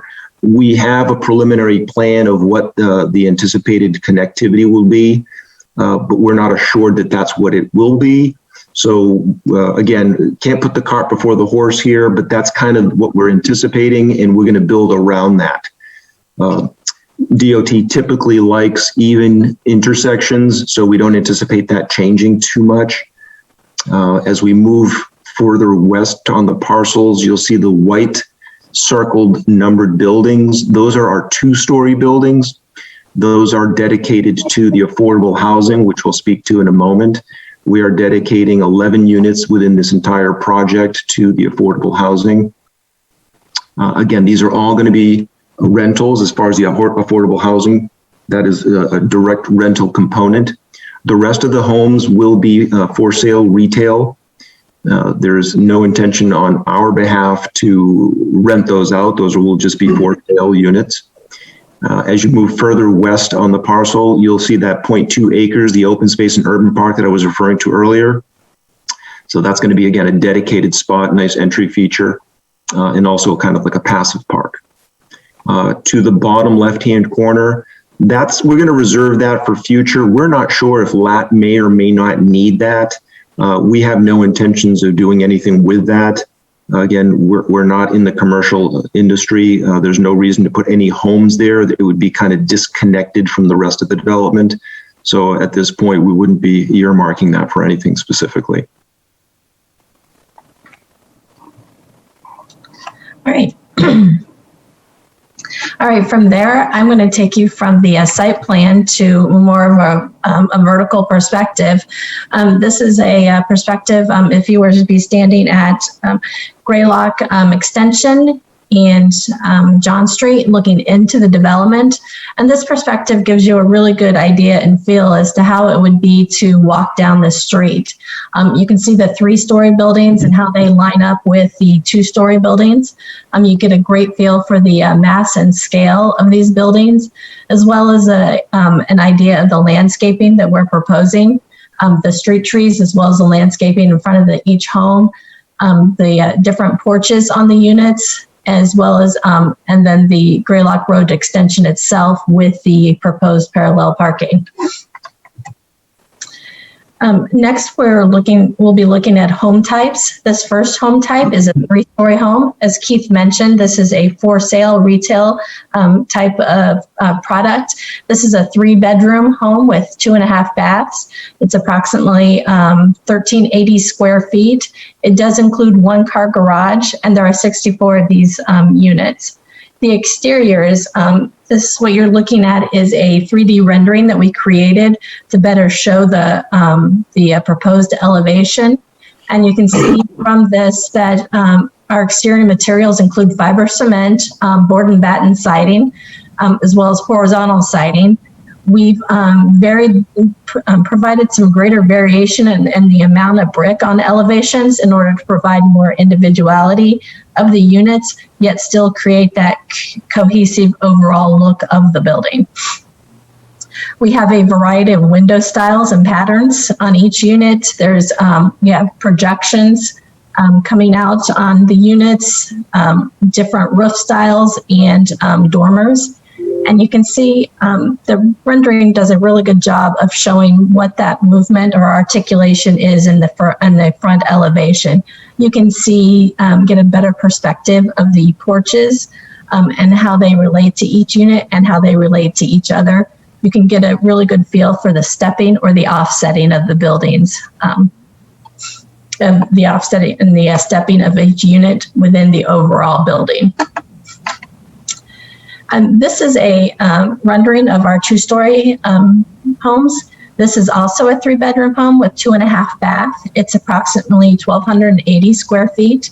It utilizes on-street parking, so parking is available at the rear of the home, as well as some units will have off-street parking as well. And there is 11 units of these, and these would comprise the rental units. These exteriors are also characterized by the fiber cement, board and batten siding, the horizontal siding, varying amounts of brick, window patterns, roof styles, and dormers. Again, other than the level, the number of stories between the two units, they're very similar. So more about the affordable housing that we're proposing. The affordable housing will be owned and managed by Dream Key Partners. They're formerly known as the Charlotte-Mecklenburg Housing Partnership. They recently underwent a name change and rebranding of their organization. And it's their mission to build affordable housing for those in need. And they will actually own and manage these 11 units that are going to be targeted to households with up to 60% of the area median income. In this case, the typical rent may be $1,100.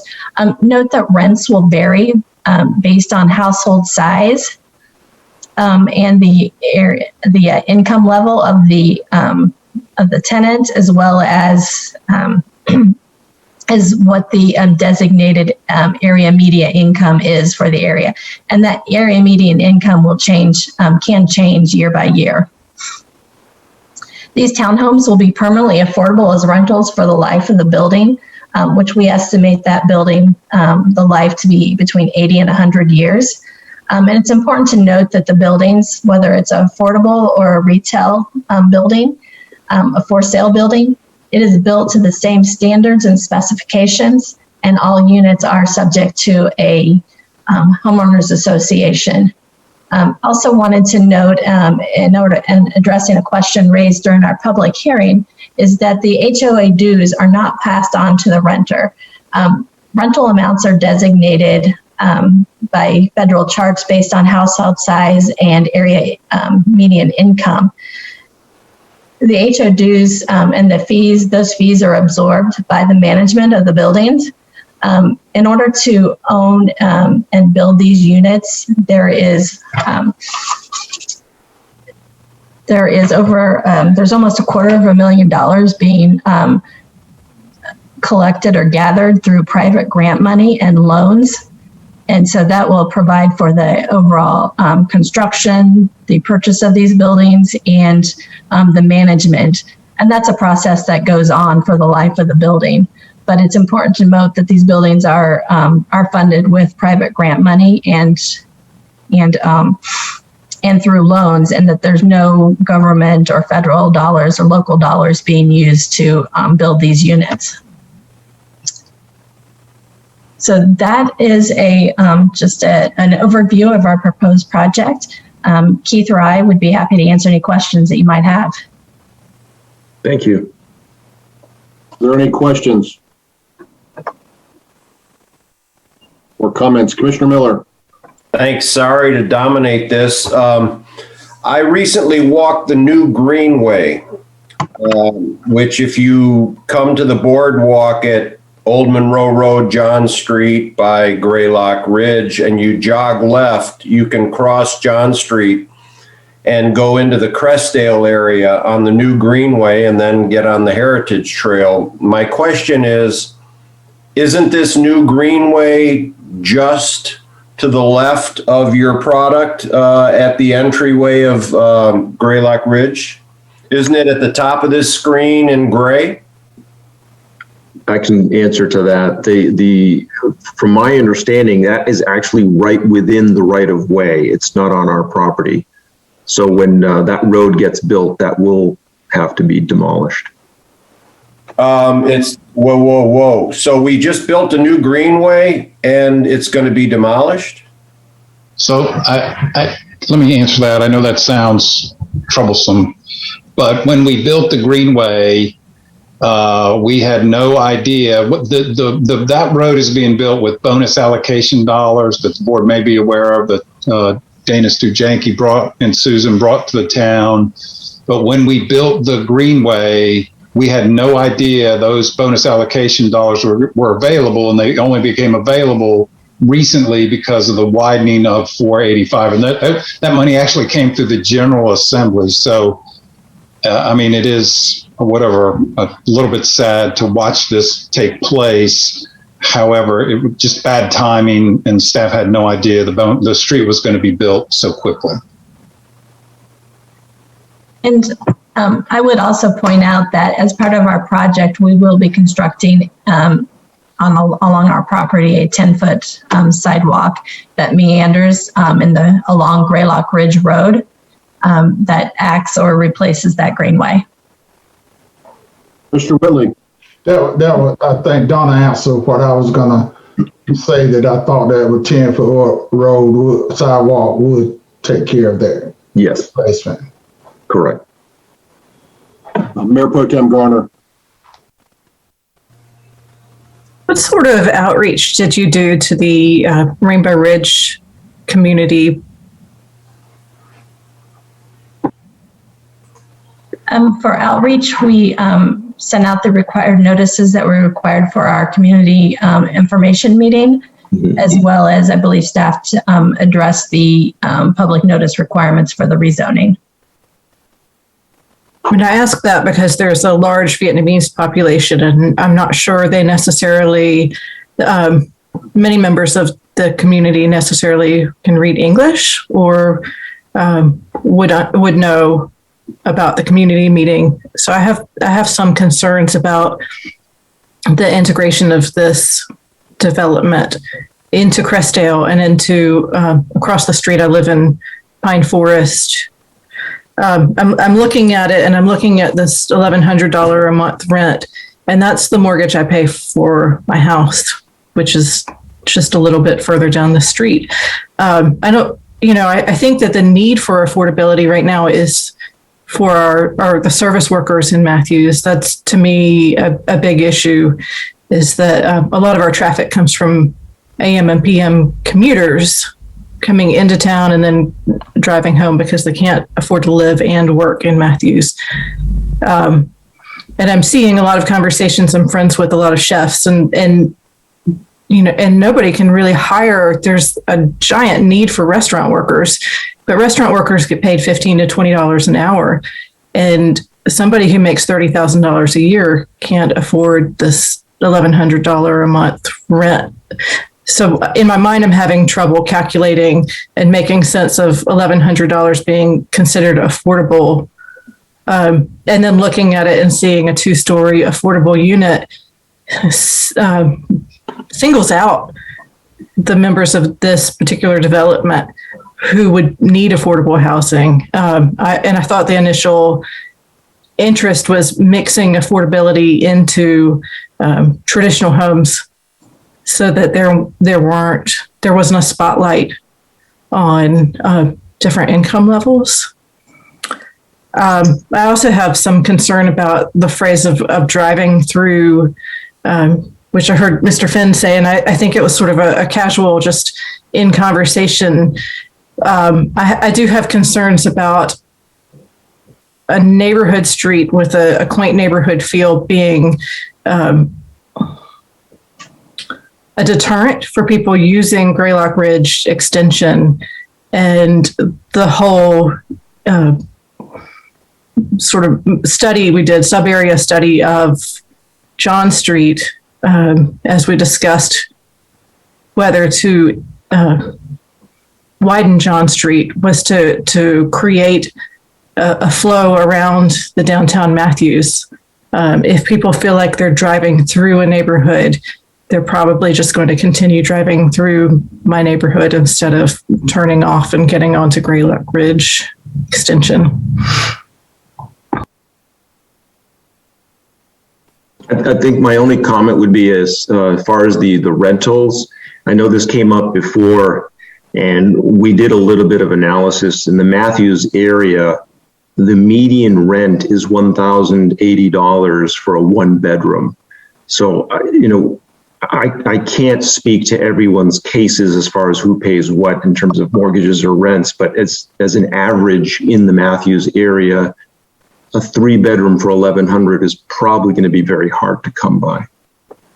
Well, I understand that and I appreciate that, but at the same time, I think what to me affordability is bringing a larger community into Matthews. That's why we're building more homes, so more people can move here.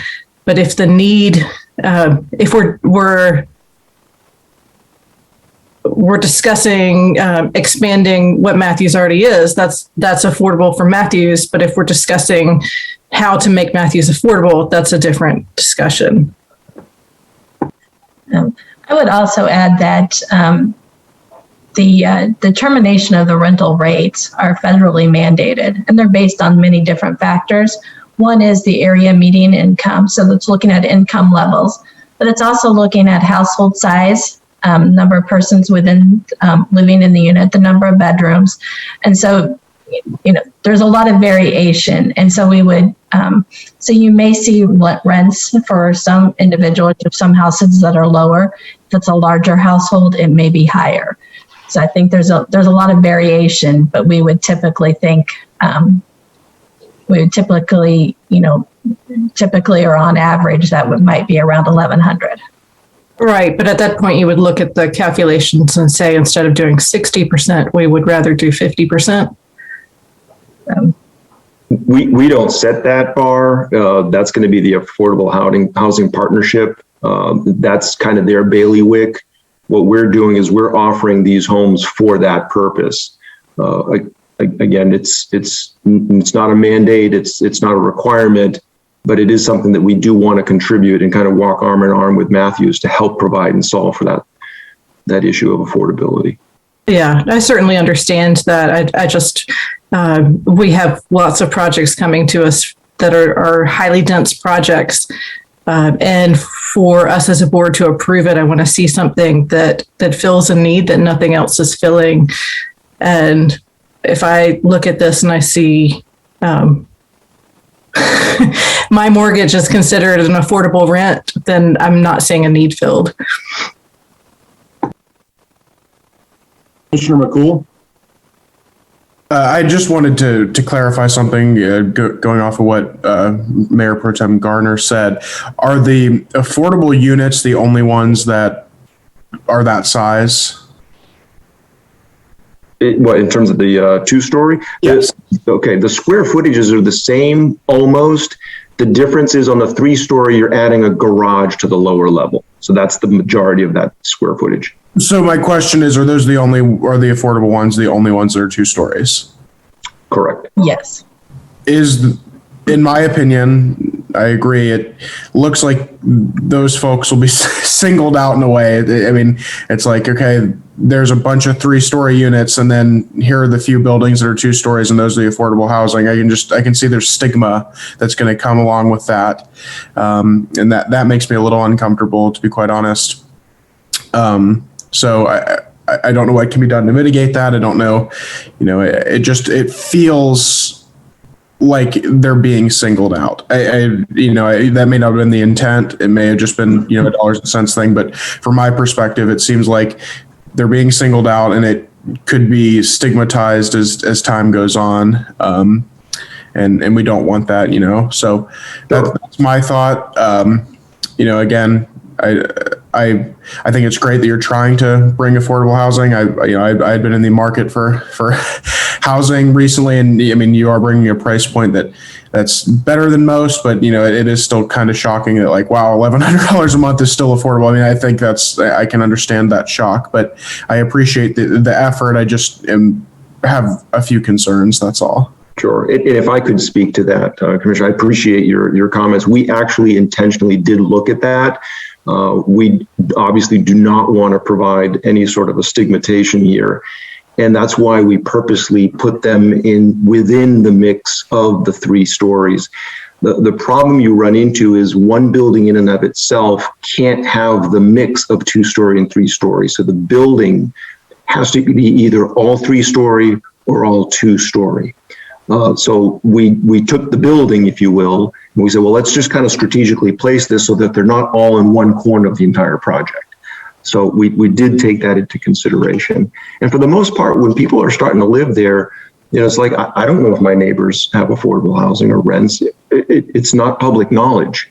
So I'm not sure if that would necessarily get out. I mean, it would be public knowledge as a part of this meeting. This meeting is inherently public knowledge. So I hear what you're saying. My feeling is there a way to make it work where all the buildings are the same, but you're still putting aside these for affordable housing? I think for myself personally, it'd make it a little bit easier to stomach it. Again, I know it's a dollars and cents game, but that's my thought. Commissioner Whitley. Thank you, Mayor.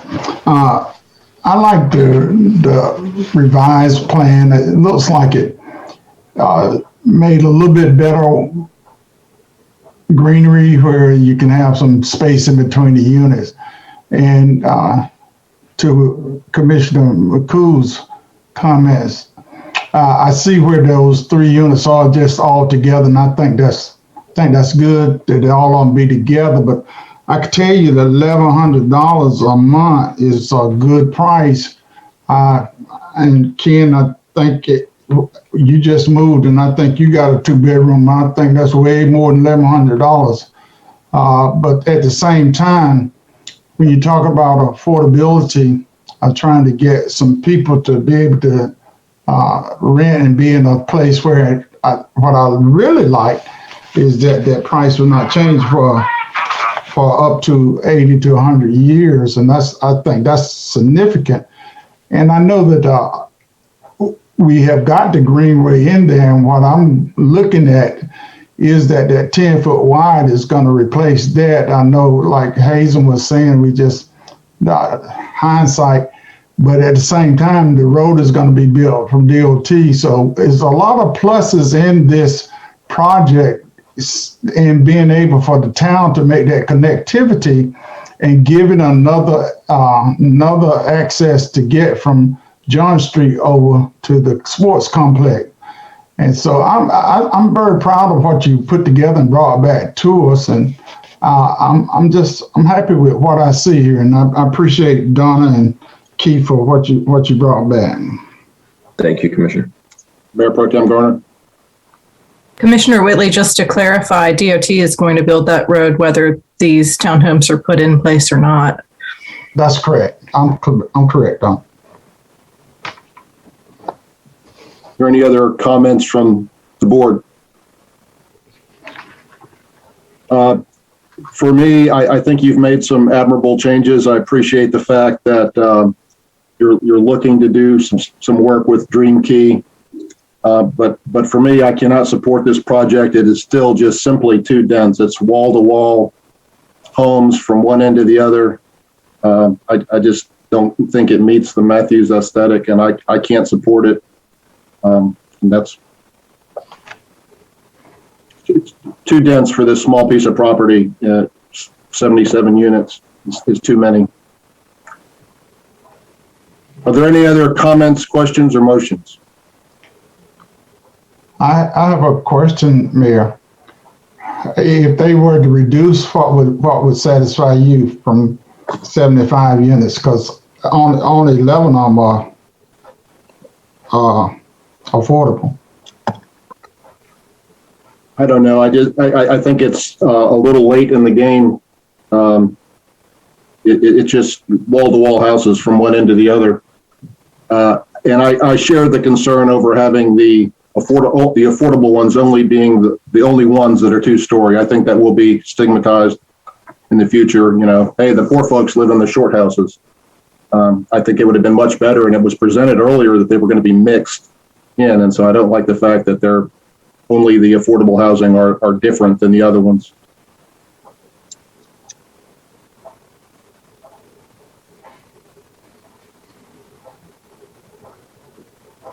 Would anyone care to make a motion, or are there any other questions or comments? I think I would just like to make one slight comment. We presented this to you guys back in March, and some of the comments I'm hearing are new and really wasn't anticipating that. We've really made a concerted effort to really concede on a lot of the issues that were brought up, and we've made major adjustments to that. Again, obviously, in our opinion, we feel this is a good fit. You know, we've worked with staff as well, and obviously staff is presenting this before you as well. And then we've got a unanimous vote at planning. So, and again, we're coming in as the applicant, right? So we're going to have a biased view, but we really felt that this was a good opportunity to fit in that space of that 7 acres. It's going to be very challenging to put anything else on a split parcel, because if you look at the parcel itself, the right of way breaks it in half. So whoever takes it and moves with it, it's going to be very challenging to use those strips, because they are narrow strips. And you know, we've made miracles, if you will, on trying to make the traffic flow work, the units work. You know, the affordability component, it was something that was very intentional, and just kind of working shoulder to shoulder on that. We really thought we were coming with a solution here, not looking at that whole stigmatism aspect. We wanted to avoid that at all costs. We felt we provided and presented something that addressed that. But anyways, that's, you know, our position is that we definitely would like to see this project for the town of Matthews, as is the density in and of itself.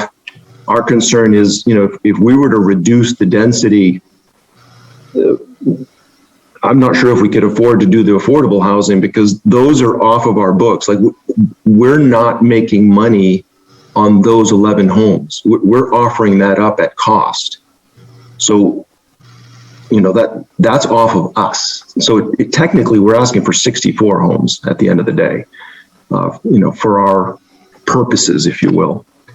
But anyways, I just wanted to kind of let that out there, just let you understand, you know, where we're coming from in our efforts. And I appreciate all the feedback that's been given, and, you know, thank you for the opportunity. Mr. Finn, Commissioner Miller, you have a comment? Yeah.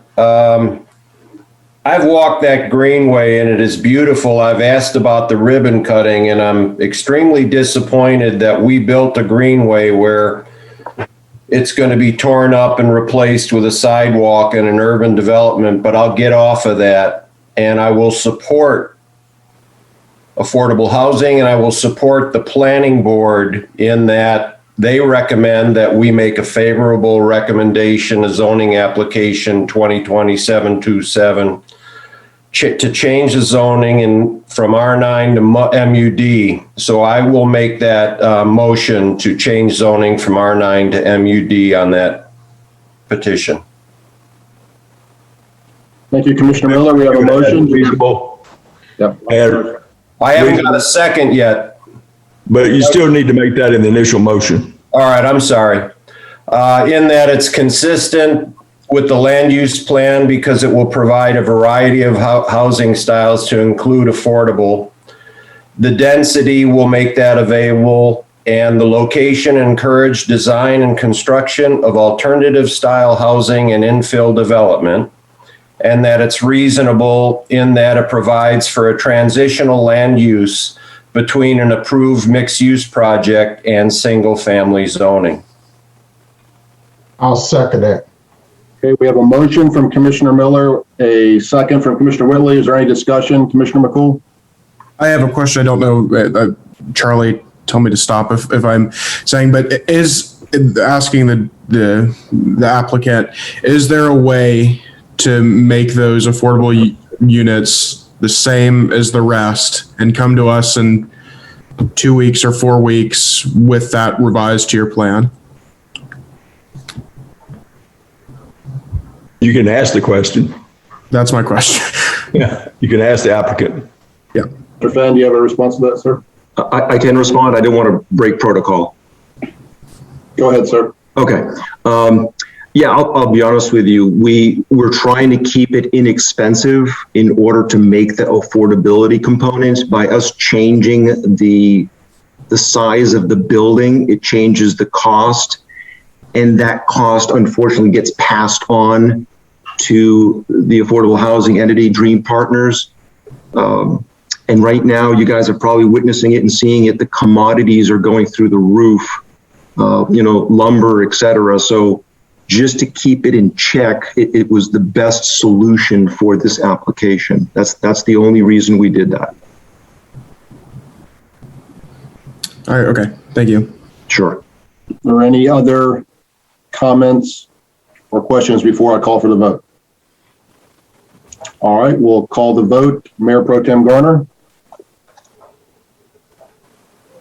I will vote no, because I do not support this level of density for the Greylock Ridge extension.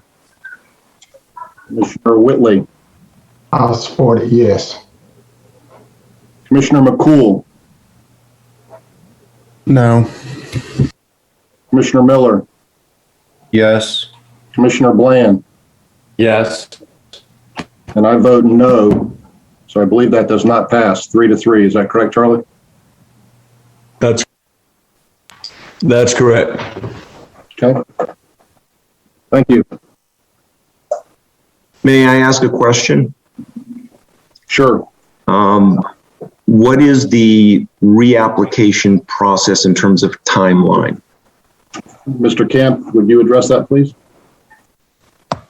It's typically 1 year from the date of denial. However, if the project is significantly different or changed, you can apply for a waiver of that time frame. Okay, thank you. You're welcome. And the waiver recommendation would come from the planning board. Correct. Thank you, Charlie.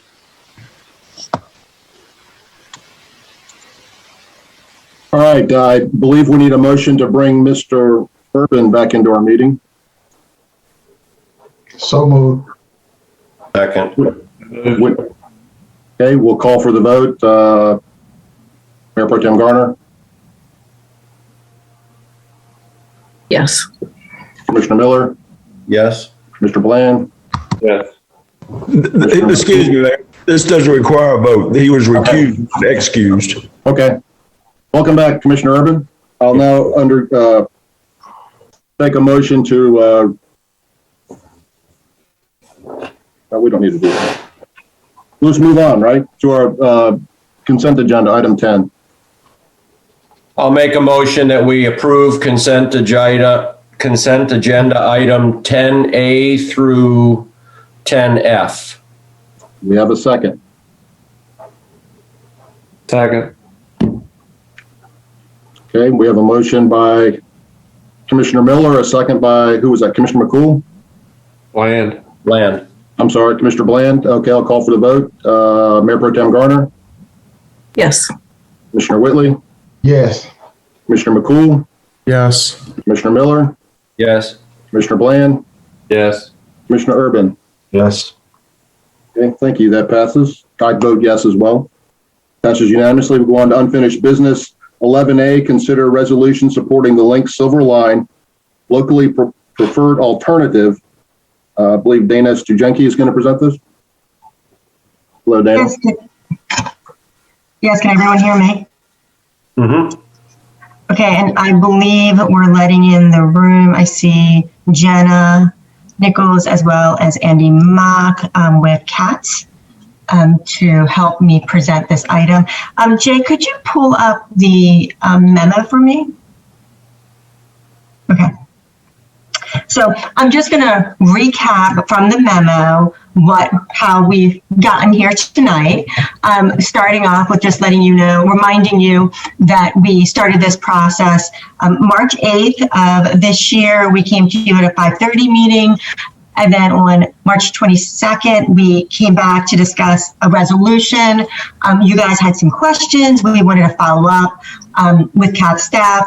And so we're here again this April 12th to discuss this matter one more time. And so what I want to bring to your attention is the two main points that you, the board members, were most concerned about for the resolution for supporting the CAT Silver Line refined locally preferred alternative, the LPA. Those two main concerns were shifting from center running concept to side running concept on Monroe Road. That was one of the points that you, the board members, brought up. And as we told you all, at that meeting, as well as we sort of restated, we wanted to clarify that in this process, we are selecting a corridor like Monroe Road versus CSX or Matthew Street versus Novak Campus. We're not getting into the engineering part of this discussion yet because we just don't have enough information to make a recommendation to the board at this time. One of the things that CATS plans to do, so CAT staff, they're doing this very involved public engagement, and there's 26 miles of corridor that they're working with. And during the summer months, they're going back to public to discuss these issues, lots of issues, as well as this issue in Matthews in terms of side running versus center running. So we did, for the resolutions purposes, did create a line on the resolution that you have in front of you that, town staff does not have enough information. And basically it says that the resolution only addresses to only address support for the corridor, not specific location of the rail or stations within the corridor. A statement was added in the resolution that the location of the light rail within the corridor is a point of further coordination by the staff and update to the board. So that's basically in the resolution, and we'll get to that in one moment.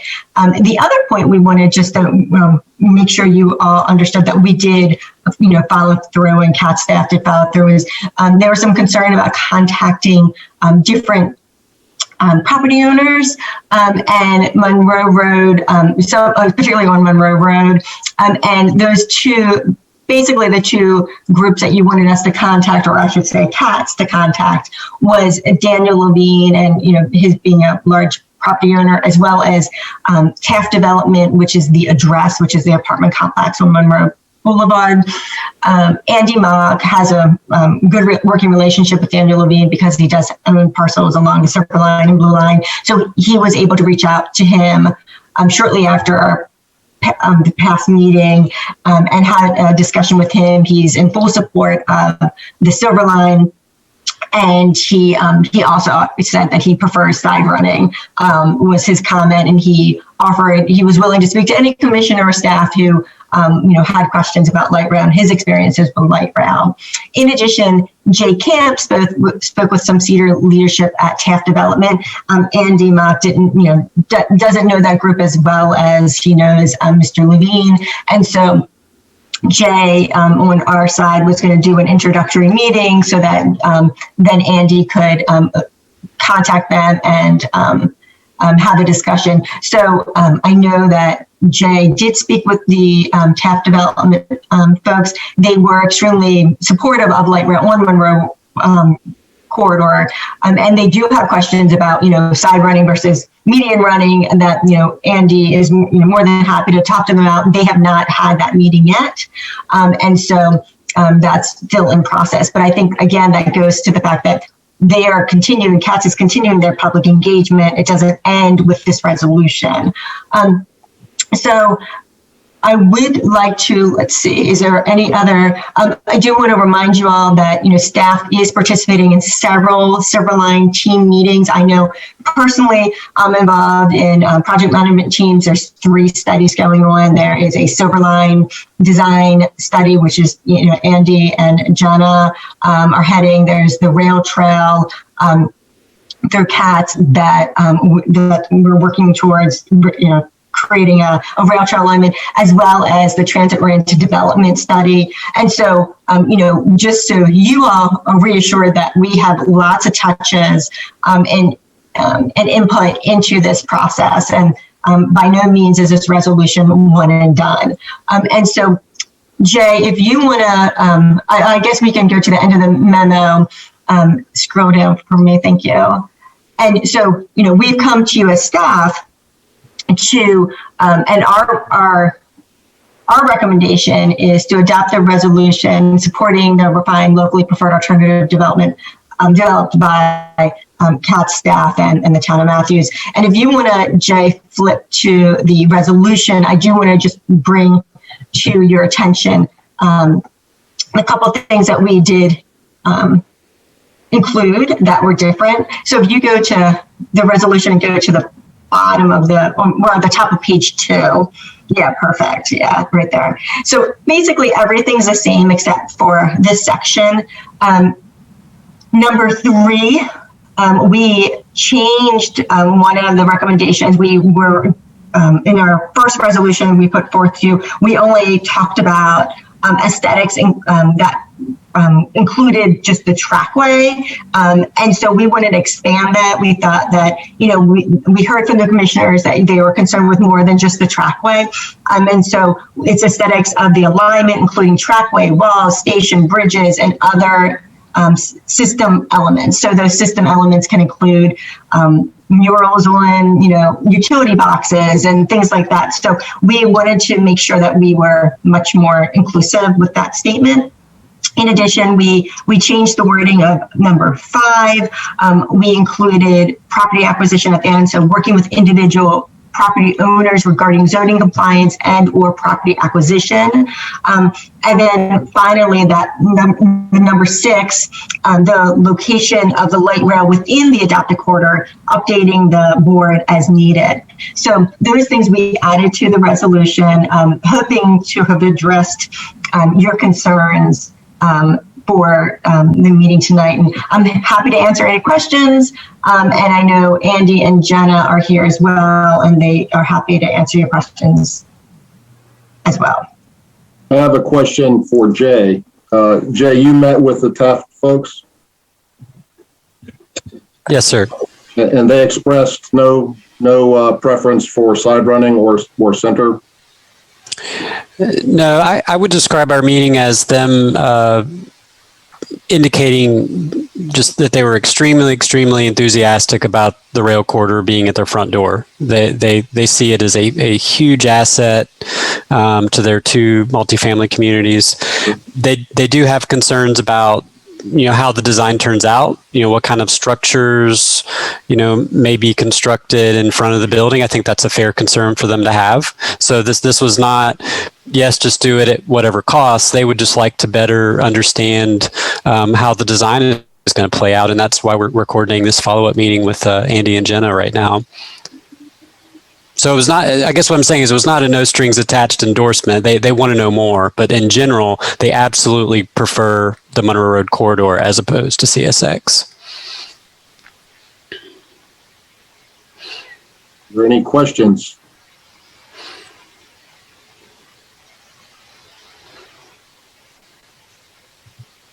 Wow, no questions. Commissioner Miller. I'd like to just go on record as supporting the center alignment on Monroe Road as opposed to the side alignment. I just want to go on record as requesting that. There's a lot of other businesses besides those 2 owners. And the police refer to that center lane as a suicide lane and says they say it's illegal to pull out into that in order to merge. I realize it may restrict crossovers, but I think it'd be a better alignment.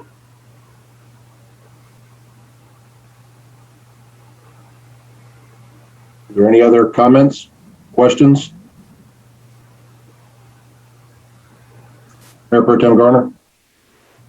I just think at this point, it's no surprise that this is that we're voting on this as the locally preferred alternative. I think that the choices that were given throughout the process and what was set up, many years ago has put us in a place where there probably aren't any questions about why this is the preference for the town. Okay. Commissioner McCool. I just want to say that even though some may not think this is the best case scenario, it's the scenario that's most likely going to get this done. And we know how important transit is going to be going forward. And I think this is a gigantic opportunity for the town for the next 50 to 100 years to really put us more on the map, allow people to come and live here, allow people to get more cars off the roads, which, that's a thing we hear all the time is traffic. Well, this will help mitigate that, and this will help kind of bring us forward to the next generation. So I'm excited about it, and I'd like to make a motion if there's no other comments. I do have one comment before you make a motion. I'm certainly far from an expert. I know only what I've been able to study and learn from Andy and Jenna's presentations, and then having coffee with Dana and Susan. They're the experts.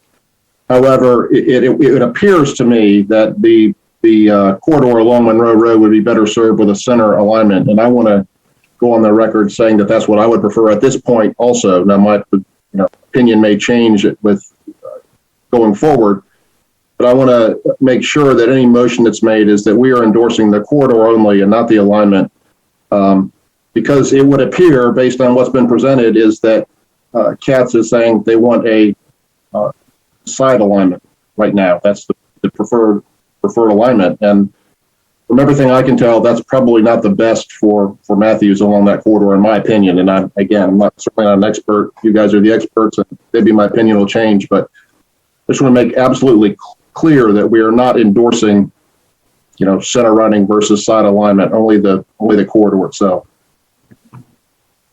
Mr. McCool, Commissioner McCool. Let's see if I can find it. I had it all pulled up. Okay, let's see. I would like to make a motion that we adopt the resolution supporting the refined, locally preferred alternative developed by the CATS staff and also helped worked on by town. Is that a good enough motion, Charlie? Well, I think for me it is, but you need to ask Dana. Dana, is that all right? Does he need to say the other items? Well, I would just adopt the resolution as presented this evening. Okay, that's fine. Do we have a second? I'll second it. We have a motion from Commissioner McCool, a second for Commissioner Whitley. We'll take a roll call vote. Mayor Pro Tem Garner? Yes. Commissioner Whitley? Yes. Commissioner Miller? Yes. Commissioner Urban? I will support the mayor and Mr. Miller on the center running. I will support the resolution. Yes. Commissioner McCool? Yes. Commissioner Bland? Yes. Well, there was a pause there. I vote yes as well, so that passes unanimously. Thank you. And thank you, Andy and Jenna, for coming once again to our meeting. Appreciate it. And Dana and Susan as well. Move on to item 11B, select a landscape architect for the Veterans Memorial Pocket Park design work. Corey King. All right, thank you, Mayor, Town Board. At the last Town Board meeting, staff was directed to pursue hire of a landscape architect to take a professional look at Stumptown Park and Veterans Memorial Park and create some design ideas or some conceptual designs to show how these two spaces could seamlessly integrate, in this space. Staff did prepare proposals, released them to these qualified group of firms. We really took the conversation from the last board meeting to create these design criteria. This was shared with each firm in the RFP. Main goal here is to create the sense of place for the Veterans Memorial Park. Integration of the spaces that provide a benefit to each. Limited to no impacted programming in Stumptown Park. Honoring veterans in a meaningful way. Certainly following any protocols that may exist for this type of amenity, being the Veterans Memorial, and then also recognizing that additional seating could be a benefit to each of the spaces.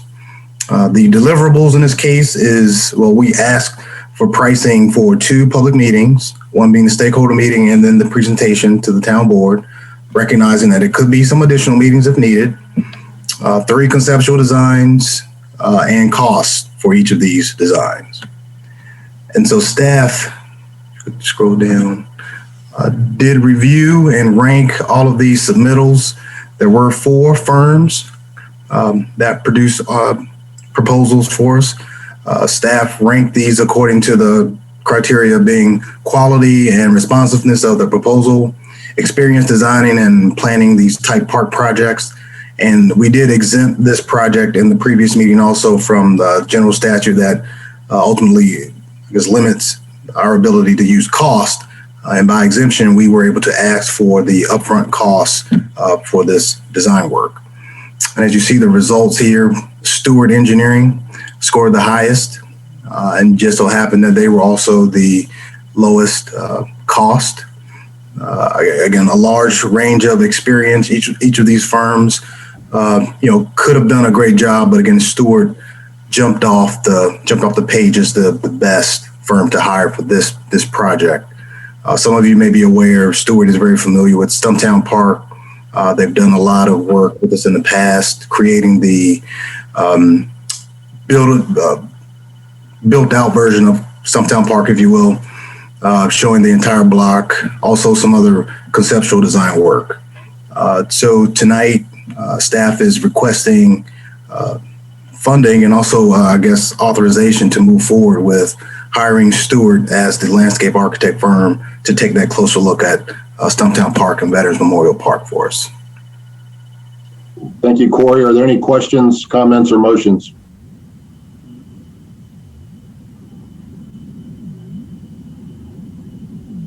Commissioner Whitley. I'd like to make a motion, Mr. Mayor. I think it's a 2-part motion. The first motion, action 1, is approve the manager to enter into agreement with the Stewart Engineer to provide design services for Stumptown Park / Veterans Memorial Park project. That's the first motion. Okay, we have a motion. Second. A second. Oh. I think that was seconded by 3 people. Who? I'll go with Mayor Pro Tem Garner. I heard her voice. So we have a motion by Commissioner Whitley, a second by Mayor Pro Tem Garner. We'll take a roll call vote. Mayor Pro Tem Garner? Yes. Commissioner Whitley? Yes. Commissioner Miller? Commissioner Urban? Yes. Commissioner McCool? Yes. Commissioner Bland? Yes. And I vote yes as well. That passes unanimously. Commissioner Whitley? I'd like to make the second motion, action number 2, approve the budget amendment allotting $12,100 for the tourism fund balance into the fiscal year 2021 operating budget for the Stumptown Park / Veteran Memorial Park project. Thank you. Do we have a second? David. So we have a motion from Commissioner Whitley, a second from Commissioner Bland. Again, roll call vote. Mayor Pro Tem Garner? Yes. Commissioner Whitley? Yes. Commissioner Miller? Commissioner Urban? Yes. Commissioner McCool? Yes. Commissioner Bland? Yes. And I vote yes as well. That also passes unanimously. Corey, I've got a question, or I guess it'd be for you. Is signage going to be tied up into this proposal as well, or is signage a separate issue? I think the architect would maybe lend some advice. Okay. As part of the design, but ultimately, signage is something that we work into our own branding. Okay. They have in place. Mr. Buckley. Mayor, as a part of procedure, I would remind the board that when you vote, you need to also express it orally, because there are those who are attending who are by phone hookup and don't have the video. Commissioner Miller, I believe you were muted at that time. So, and if anybody else might have been muted, make sure you. Yes, sorry. Thank you. Thank you for that, Charlie. And we'll move on then to new business, item 12A. Thank you, Corey.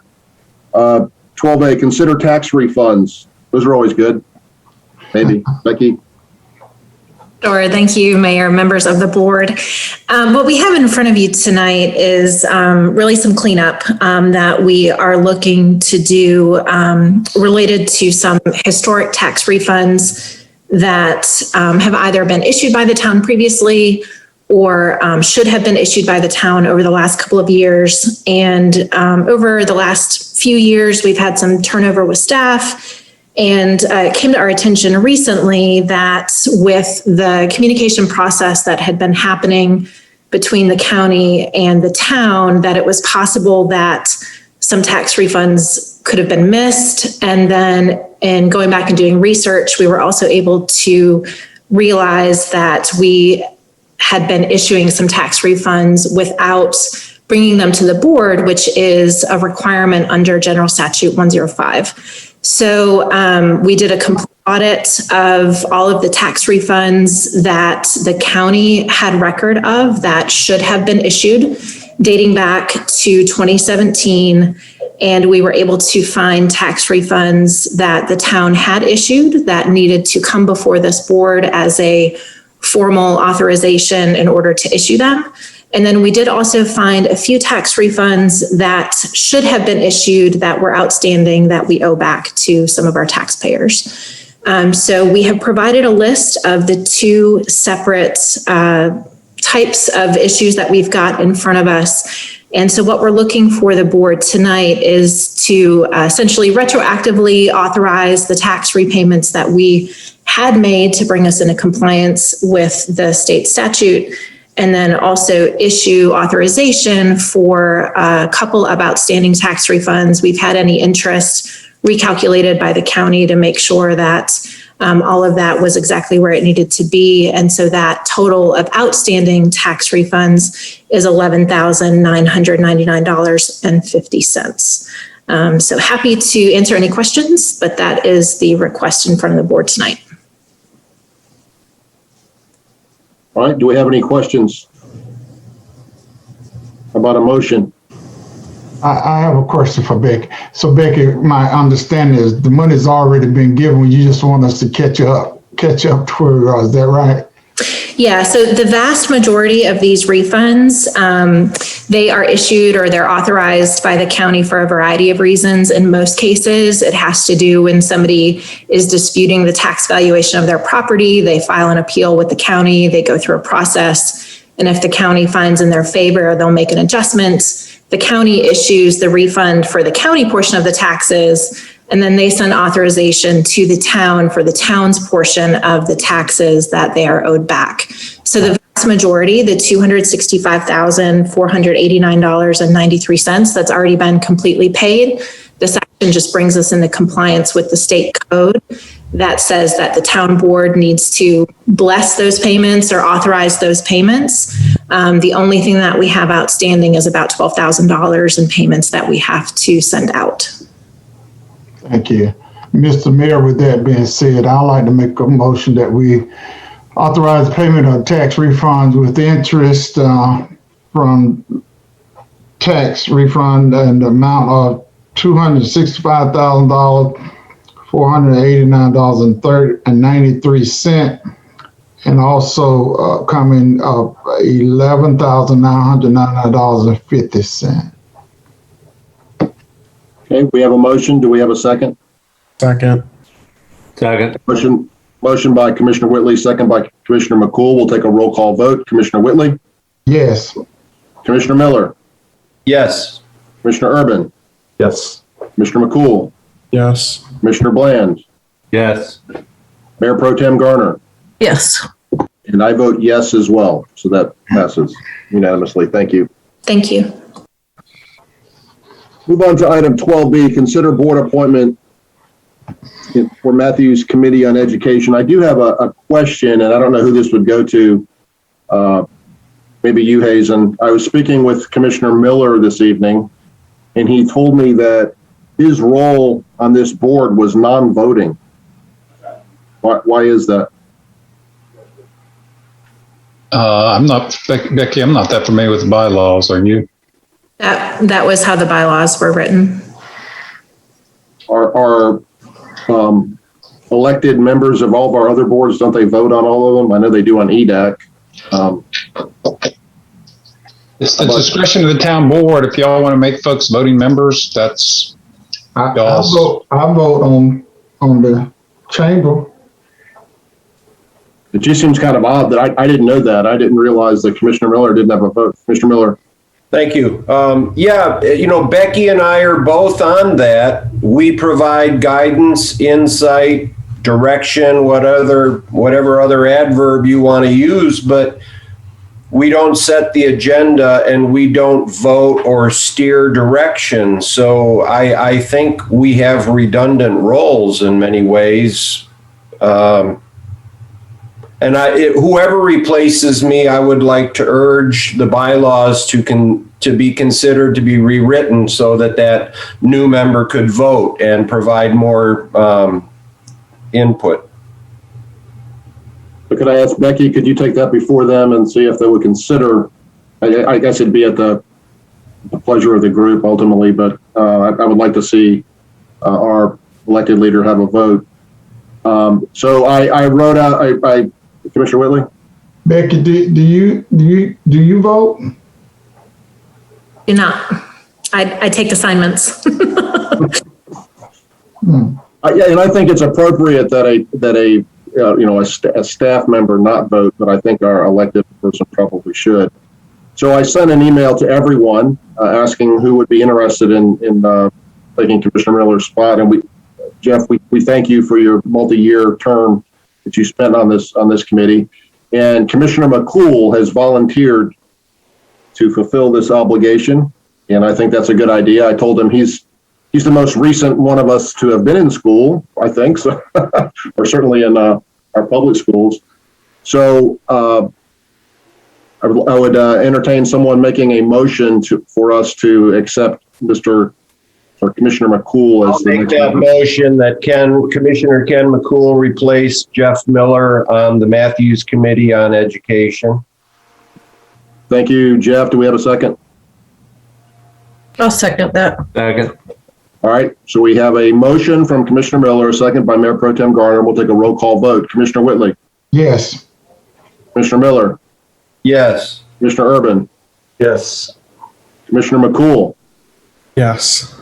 Voted for yourself. Mayor Pro Tem Garner. Yes. Commissioner Bland. Yes.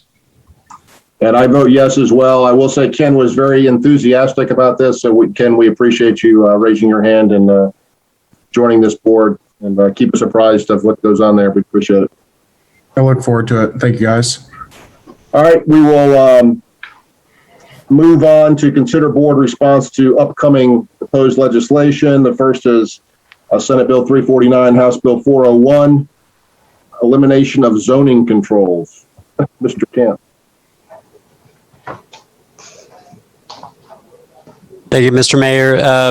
Just a little bit of background before I roll into this, and just as a reminder, and maybe for those of you all who haven't been on the board that long, over the past decade, there's been a constant and I would say methodical attempt to remove local control from municipalities statewide. This has manifested itself in different ways.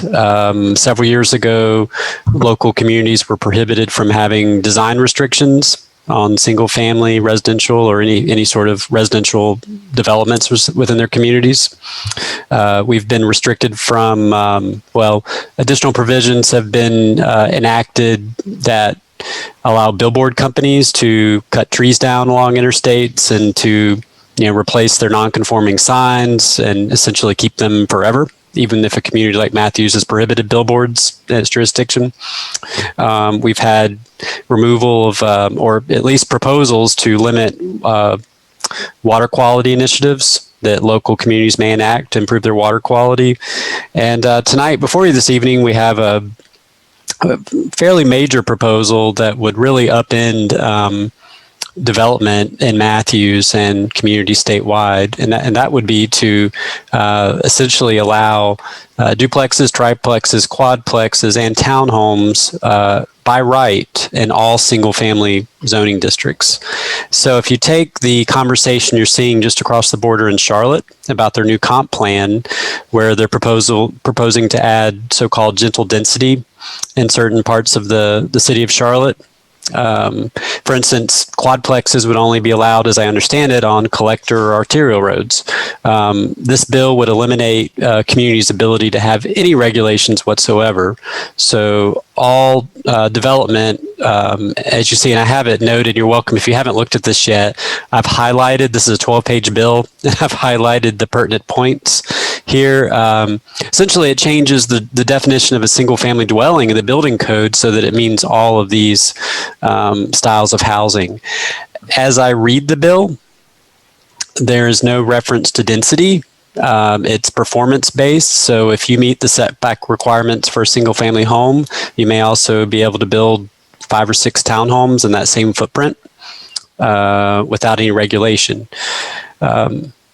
As you can understand, this is going to have dramatic impacts on development, again, in Matthews and statewide. I think as a professional planner, you're going to see really an explosion of sprawl throughout the state, and really a handicap for the town to be able to do proper land use planning. So it's a bill that I would strongly urge you all to write a letter or adopt a resolution against, based on the lack of viability to do proper land use planning in our community. And I will add, as a town that is really approaching build out, the major impacts are not going to be to Matthews. It's the communities near us and in the areas of our state that have a lot of raw available land for development. Those are the places they're going to see the huge growth impacts from this with very little regulation in place. So I hate to kind of end the meeting on a very somber note. Well, I know we have one more item to discuss, but this is an alarming bill, and it does have bipartisan support. But I'm happy to take any questions you have. And again, it's highlighted here if you want to go back and read through it if you haven't already. Jay, I think what would be good for the entire board, because I've had a few questions from a couple members, is this is being sold under the guise of affordable housing, of making affordable housing better. And it's pretty scary because it does have broad support on both sides of the aisle, which is a little scary. This could actually pass, and I think it would be terrible for a lot of communities, including ours. Can you address, this does not eliminate our ability to provide affordable housing in any way, correct? No, I mean, I think even though it's not referenced in the bill, that there could be some supporters that see this as the end result, that it opens up more housing opportunities. You've heard that there's very little inventory on the market right now. Like in Mecklenburg County, I think there's only 3,000 or 4,000 houses on the market. That's a number a realtor gave me recently. I think that's the number I was given. So I think in theory, if you open up the free market and deregulate, you create a housing boom and you reduce housing prices. But I also think the Hazen, was it the Home Builders Association? Are they behind this as well? So that there are other groups involved. This is not coming from a purely affordable perspective. I think this would be terrible, and I just want to scream at the North Carolina legislature to stop taking away local control. It seems like every year they take something else away from us. This is yet another example. So I would entertain a motion to, allow staff to draft a letter stating that it is our intention to not support this bill. Do we have such a motion, or is there any other discussion or questions before we do that? Mayor Pro Tem Garner. I find this bill shocking or surprising, but I think if we draft a letter, it would be helpful if we also state that we support some of the other bills that promote affordable housing, or at least make it known that we aren't, fighting affordable housing, because the name of the bill has affordable housing in it. So it could be perceived that we don't want that here, but somehow state that there are other, mechanisms in place that we would prefer that would encourage affordable housing to be built in Matthews. Noted. I would support that. Are there, Commissioner Bland? Isn't this something that we should really get our legislators, Ms. Hunt, maybe? You're freezing up. Them, and tell them how strongly tonight, but. Dave, can you turn legislators? I think we need to get them on board. If you can turn off your video, thank you. Repeat what you said because you were freezing up. I think I got the gist of it. Say it again. We need to get our legislators on board if we can. Our state house rep and our state senators, and really impress upon them how strongly we're opposed to these two bills that we're talking about tonight. I would see this letter being written to our legislators, our elected leaders for this area, and then maybe copy all the people that have sponsored this or signed on to it. I totally agree. We need to get our elected officials. Commissioner Urban. I'll go ahead and make the motion to direct staff to draft a letter in opposition to Senate Bill 349. But I will indicate I understand perfectly why this bill has come about. It is we don't want to grow, and we want to push sprawl out, and then you have the advocates that want to produce housing at quantities that can bring it to affordability, and you have that conundrum, and that's the rub. But I really see this bill as about local control more than anything else. But I get it. I see exactly what they're trying to do. They use the term middle housing, and for those who don't know, that's the flavor of the month. Middle housing came out in a series of white papers in the last plus or minus 2 years, talking about this is the market to feed into the attainability and affordability for people that can't, pay X amount of dollars per month. And so the middle housing is a huge market right now. And this is a big push, not only from a legislative standpoint, it's a big push from an affordable standpoint. It's a big push from the housing standpoint, house, what is it? You mentioned it, the International Home Builders Association. So I get it. But I think the other thing we have to do as part of the letter is couch the progress made in the rezonings we've been taking, working with developers, looking at opportunities and options. But we need to make sure that we have a plan. And I know we've talked about this in subgroups about talking about growth and control of growth and affordability. We need to have a plan of action, and they need to know it. We just can't simply say we don't want this. We have to be able to lay out the cause. And it was hard during the aesthetics bill. I remember running up to Raleigh on the aesthetics bill, and we just didn't have enough primer in the ammunition to make it fly. And this time, I think if we can get ahead of this, we also probably need to be talking to our brethren, Pineville, Huntersville, Mooresville, and get together in mass to really put this puppy to rest if we can. And if you read through the memo, there are other items that have sort of been snuck in later. Developers can gain vested rights, even if they submit incomplete applications. So they don't complete the app, they don't pay the fees, they're still vested for a certain amount of time. Attorney's fees, I think if there is, Charlie, I think there's a litigation over issues, it automatically puts the burden on the town if there's a challenge. Yeah. And I will note, and I'll let this go in a moment, but other fast-growing, Sunbelt southern states like Florida and South Carolina, they allow impact fees.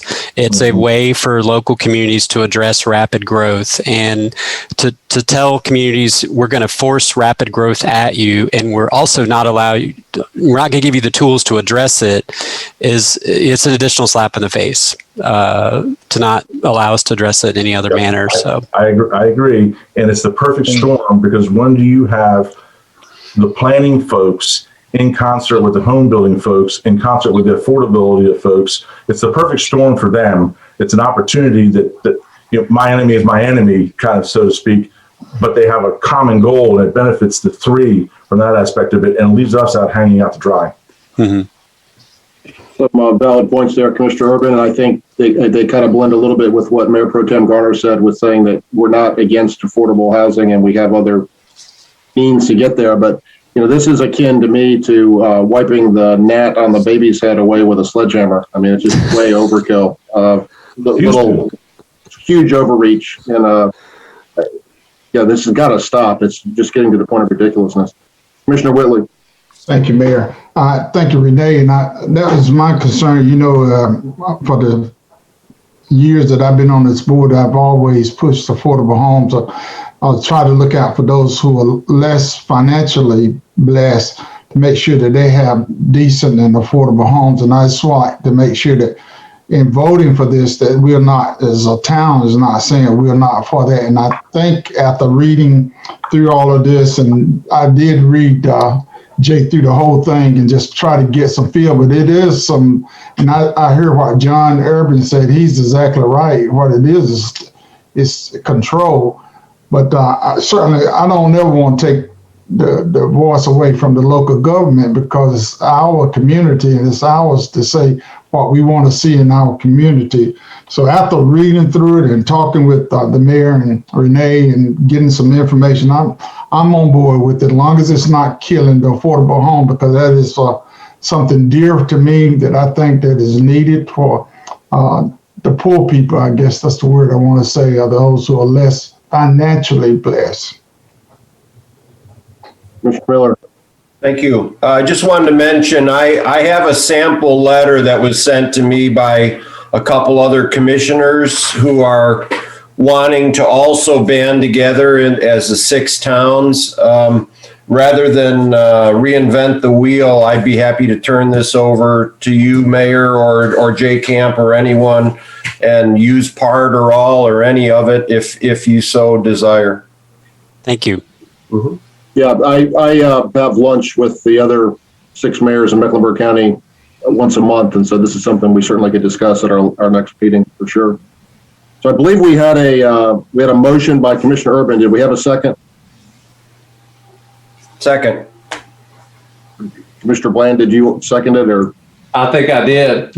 I think you did. So now we'll call for the vote. We had some additional discussion. So we have a motion from Commissioner Urban, second from Commissioner Bland. We'll take a roll call vote, and this is instructing staff to draft a letter. Jay, you and I can work together if we want to incorporate this with the other mayors in Mecklenburg County.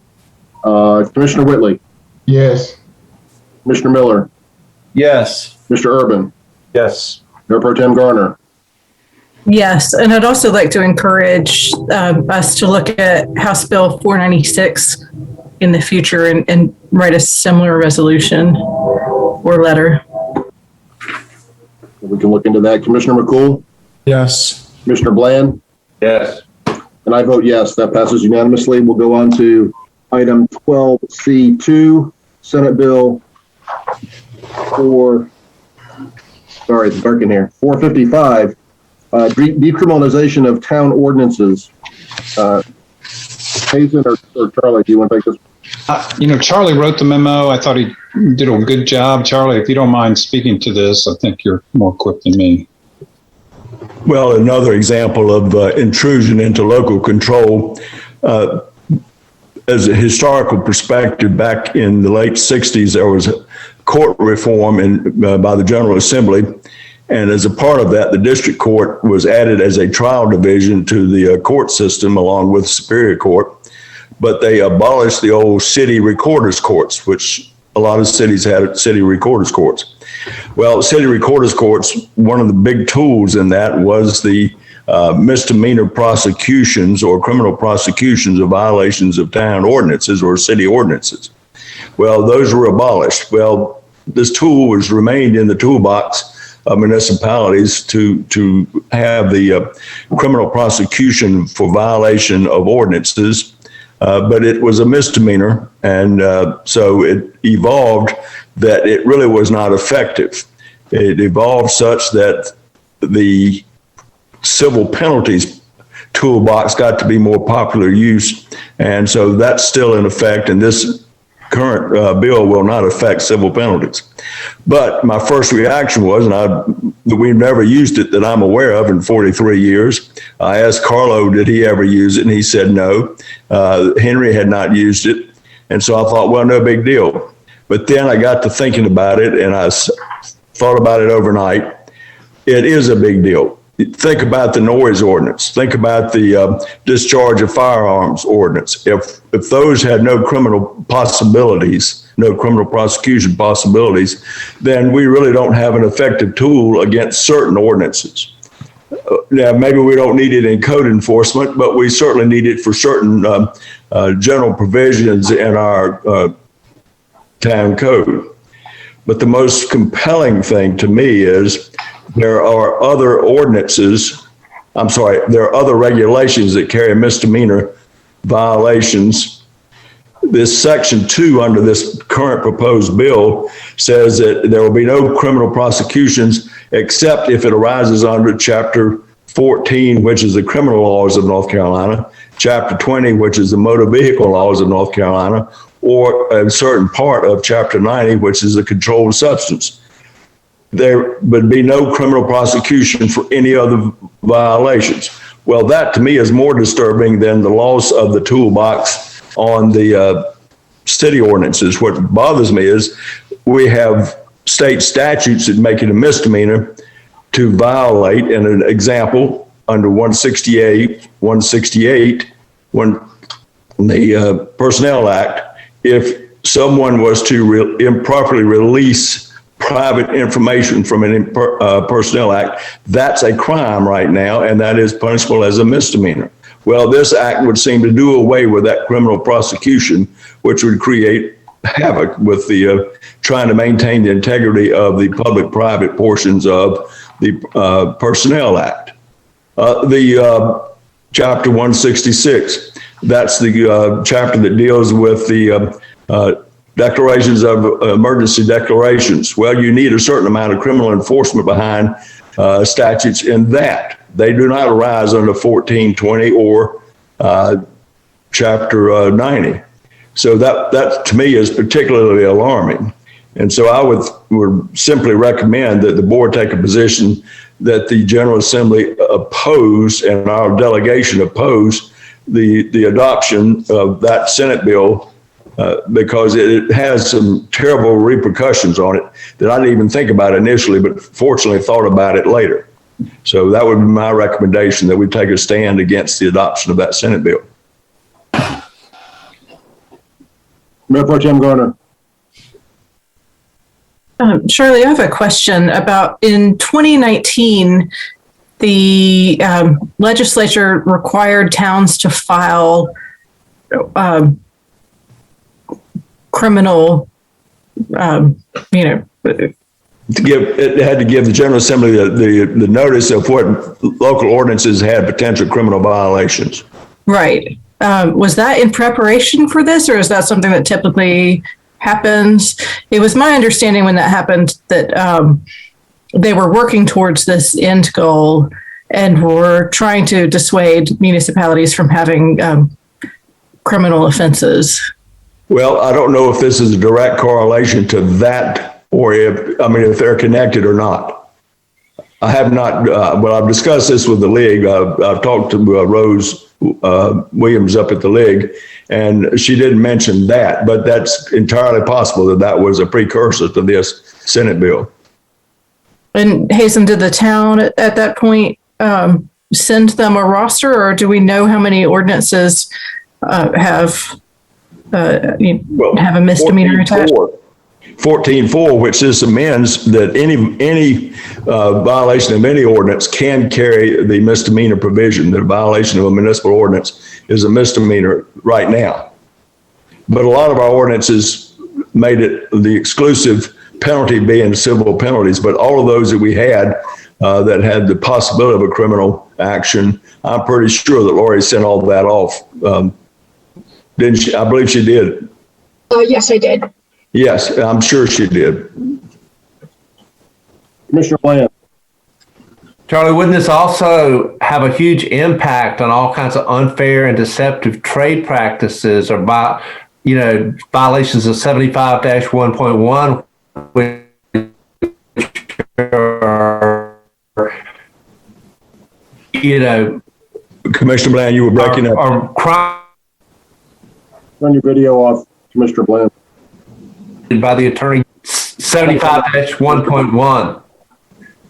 Antitrust things are prosecuted by the attorney general. Well, if it was a misdemeanor prosecution, but this says any criminal prosecution. That's right. It doesn't break it down to misdemeanors or felonies. It says any prosecution. So it's just a terrible thing. You're right. 75 would have that.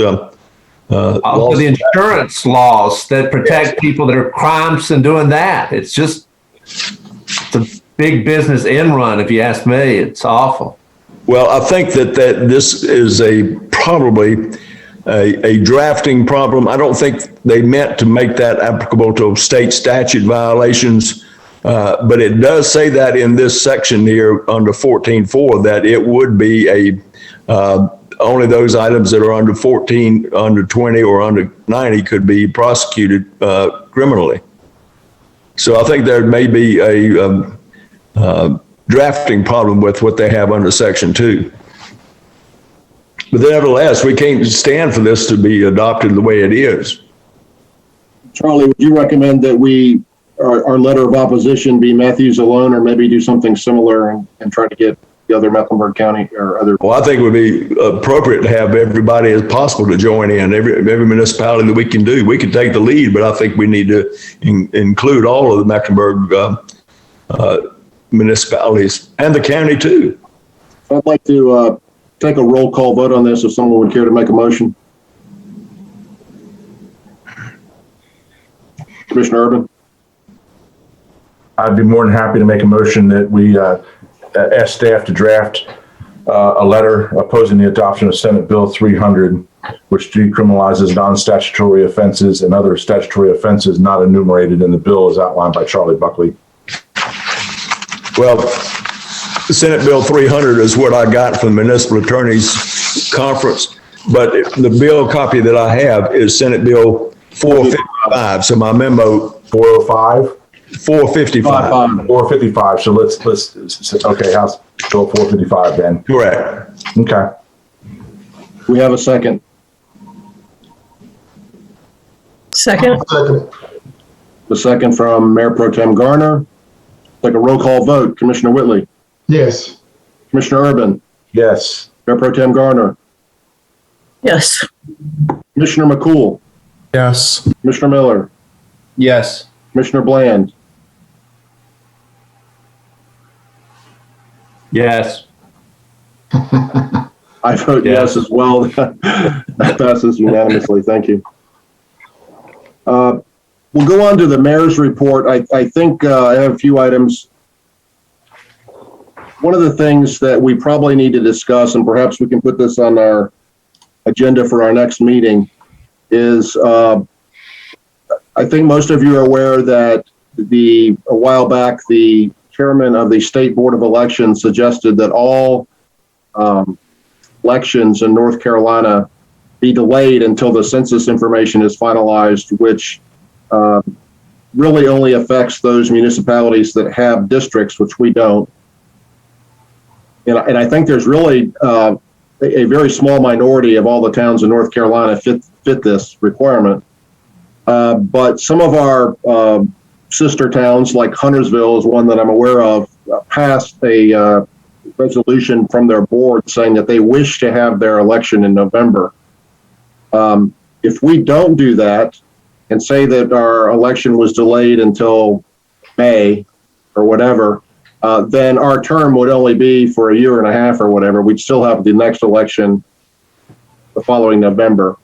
So I think I want everybody to kind of think about that. I'm just throwing it out there for information right now, but I think it would probably behoove us. Hazen, are you aware of any issues that would be created if we had our election in November instead of going along with some of the other No, the league has consistently said, or everything I've heard is they're only talking about the like 43 cities that have districts. But it sounds like you want to be belts and suspenders sure that they don't come messing with towns like ours. Right. Commissioner McCool, do you have a question? I believe I read something the other day that Mecklenburg County Board of Elections had said that the 6 towns have really nothing to worry about this and our election should proceed. Unless I'm wrong, someone correct me, but I'm pretty sure Mitt Hill had done something similar to where they reached out to. Yeah. I think the confusion is I think the State Board of Elections is contradicting some local organizations. I don't know. I'd like to get it.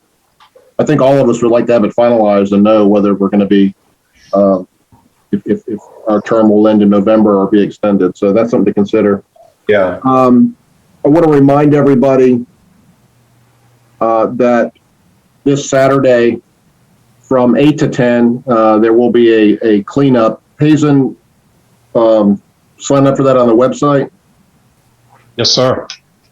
So if any of you would care to participate in kind of a Earth Day, clean up the litter effort, and we have quite a few people already signed up, is that correct? Maureen, do you know what our number is? I heard 130, but that was a couple weeks ago. Yeah, I think we're up to about 150 right now. If you can only do an hour or half an hour, I think it'd be good to have the elected officials out there. Now, there has been a request, I believe, from Paula Lester to get more volunteers in the old Roseland Cemetery. I mentioned that a few weeks ago. The volunteers helping to clean that property up have kind of dried up, and they're having cleanup Saturdays where 5 or 6 people show up, and it's a pretty large property. So that could be an opportunity if a couple elected officials wanted to go to the Roseland Cemetery. That's on the backside of the Taft development. What is that called now, Commissioner Urban? Address apartment complex. Backside there. There'll be folks out there Saturday from 8 till 5 or whatever. Now at 10 o'clock, or is it 10:30, I believe, we're meeting for our budget conference. And Lori has promised at least some snacks, I think, and maybe some coffee. So but we'll probably be meeting till 1 or 2 o'clock in the afternoon and talking about our budget on this coming Saturday. So please keep that in mind. It's 10 to 2, isn't it? We're officially going to get started at 10:30. We'll have the time between 10 and 10:30 to cool off from having picked up garbage for the previous 2 hours and maybe have a cup of coffee or something, and then we'll get started. I have a question about the cleanup. Sure. If I just go out onto the Greenway and do the same, should I check in at Stumptown Park or sign up first, or should I just go about my business? I don't have an orange vest or a picker-upper. I think it'd be nice to sign up. I mean, to picker-upper. Do whatever you want. But Mr. Mayor, I'd like to thank Hazen for allowing a dumpster in the Crestdale community. I did talk to Kenny Alexander, who's the president of Crestdale, and they are in full motion to clean up the Crestdale community and all in Crestdale Road there. So thank you, Hazen. That dumpster will be parked at the end of Matthew Chapel Road at the old community center area there. So it's a good location. People drive in and dump what they want to pick up along over. But just wanted to thank you for that. Talk to Carlos as well too. So we're all in coordination. Carlos doing a great job. Yes, he's going to make some signs directing people where to come and bring the trash in. I will say that I've seen some pretty dramatic improvements in a lot of areas in Matthews, and particularly along 485. I've been complaining pretty loudly about the trash along 485, and I did see they had crews out there, including the intersections within Matthews, and state employees were picking up garbage. So that's good. Mr. Mayor, why are we speaking? I want to give credit where credit due. I want to thank Susan and CJ with the widening on Crestdale Road on the sidewalk. I am getting a tremendous comments of just great job. I'm getting a lot of traffic, a lot of bike riders, dog walkers, but and the Heritage Trail or just the widening along in front of your church? Well, the Crestdale Heritage Trail total, but really along Crestdale Road is where they really enjoy that wideness, and it looks good. And I told Susan that as well too. So thumbs up, thank you. That's a good project. people are really using that for connectivity. Nice. Okay. Another item that I think we need to put on our radar is when are we going to begin having in-person meetings again? Several of our sister cities have already done it. I noticed Huntersville does it in a gymnasium, and they don't wear masks, but they're, 20 commissioners are 20 feet apart or whatever. I would like to see us go back to perhaps some hybrid version if those that are unwilling or don't think it's still a good idea to meet in person. But I think many of the board members and town staff will have been vaccinated. If we do it at town hall, we'll have to wear masks. Like that's the law still. But I would like to see us get back into in-person meetings sometime in the near future. Does anybody have any thoughts or concerns about that? No. May would be good. Yeah, maybe in May. So we'll maybe talk about it some more during our next meeting if we can add that to our agenda as well. Good. And then finally, I'd like to give a shout out to the Little family. Mike and Joan Little years ago owned the British Barbershop, and the Little. Some of you may remember that. It was over near Harris Teeter years ago. But the Little family, couple daughters, a son, the father, all cut hair for many years. And Trish Rabar has cut my hair for about 30 years. And she's the only person that's ever cut my son's hair. And had some really bad news this past week. Her mother, Joan Little, matriarch of the family, passed away. And then Trish's husband, Don Rabar, all these folks live in Matthews, had a massive heart attack and was in ICU. So keep your thoughts and prayers with the Rabar family as they go through this difficult time. Mm-hmm. That's all I've got. Go to the attorney's report. No report, Mayor. Town manager's report. The only thing I would say to the mayor and the commissioners, if you're interested in touring the DeVore property, I know a couple of you had, and Commissioner McCool, I think you're interested. If others are interested, please reach out so we can kind of coordinate it a little bit, because we do like giving the DeVore family a heads up. They have a caretaker out there on the site. It's a beautiful estate. Yeah, for those of you that haven't done, I sent some photographs. Those are actually Jay's photographs. I'll give Jay credit for excellent photography there. But yeah, it really, photographs don't do it justice. You need to go out and walk the property to see how the topography of the land and just how beautiful it is. It is really worth the trip out there. So please make that effort if you can. Anything else, Hazen? No, sir. I'll entertain a motion to adjourn. So moved. Second. Okay, we have a motion from Commissioner McCool, second from Commissioner Urban. Take a roll call vote. Commissioner Whitley? Yes. Commissioner Urban? Yes. Mayor Pro Tem Garner? Yes. Commissioner McCool? Yes. Commissioner Miller? Yes. Mr. Bland? Yes. I vote yes. Thank you very much. It was a good meeting. Good night. Have a good night, everyone. Good night.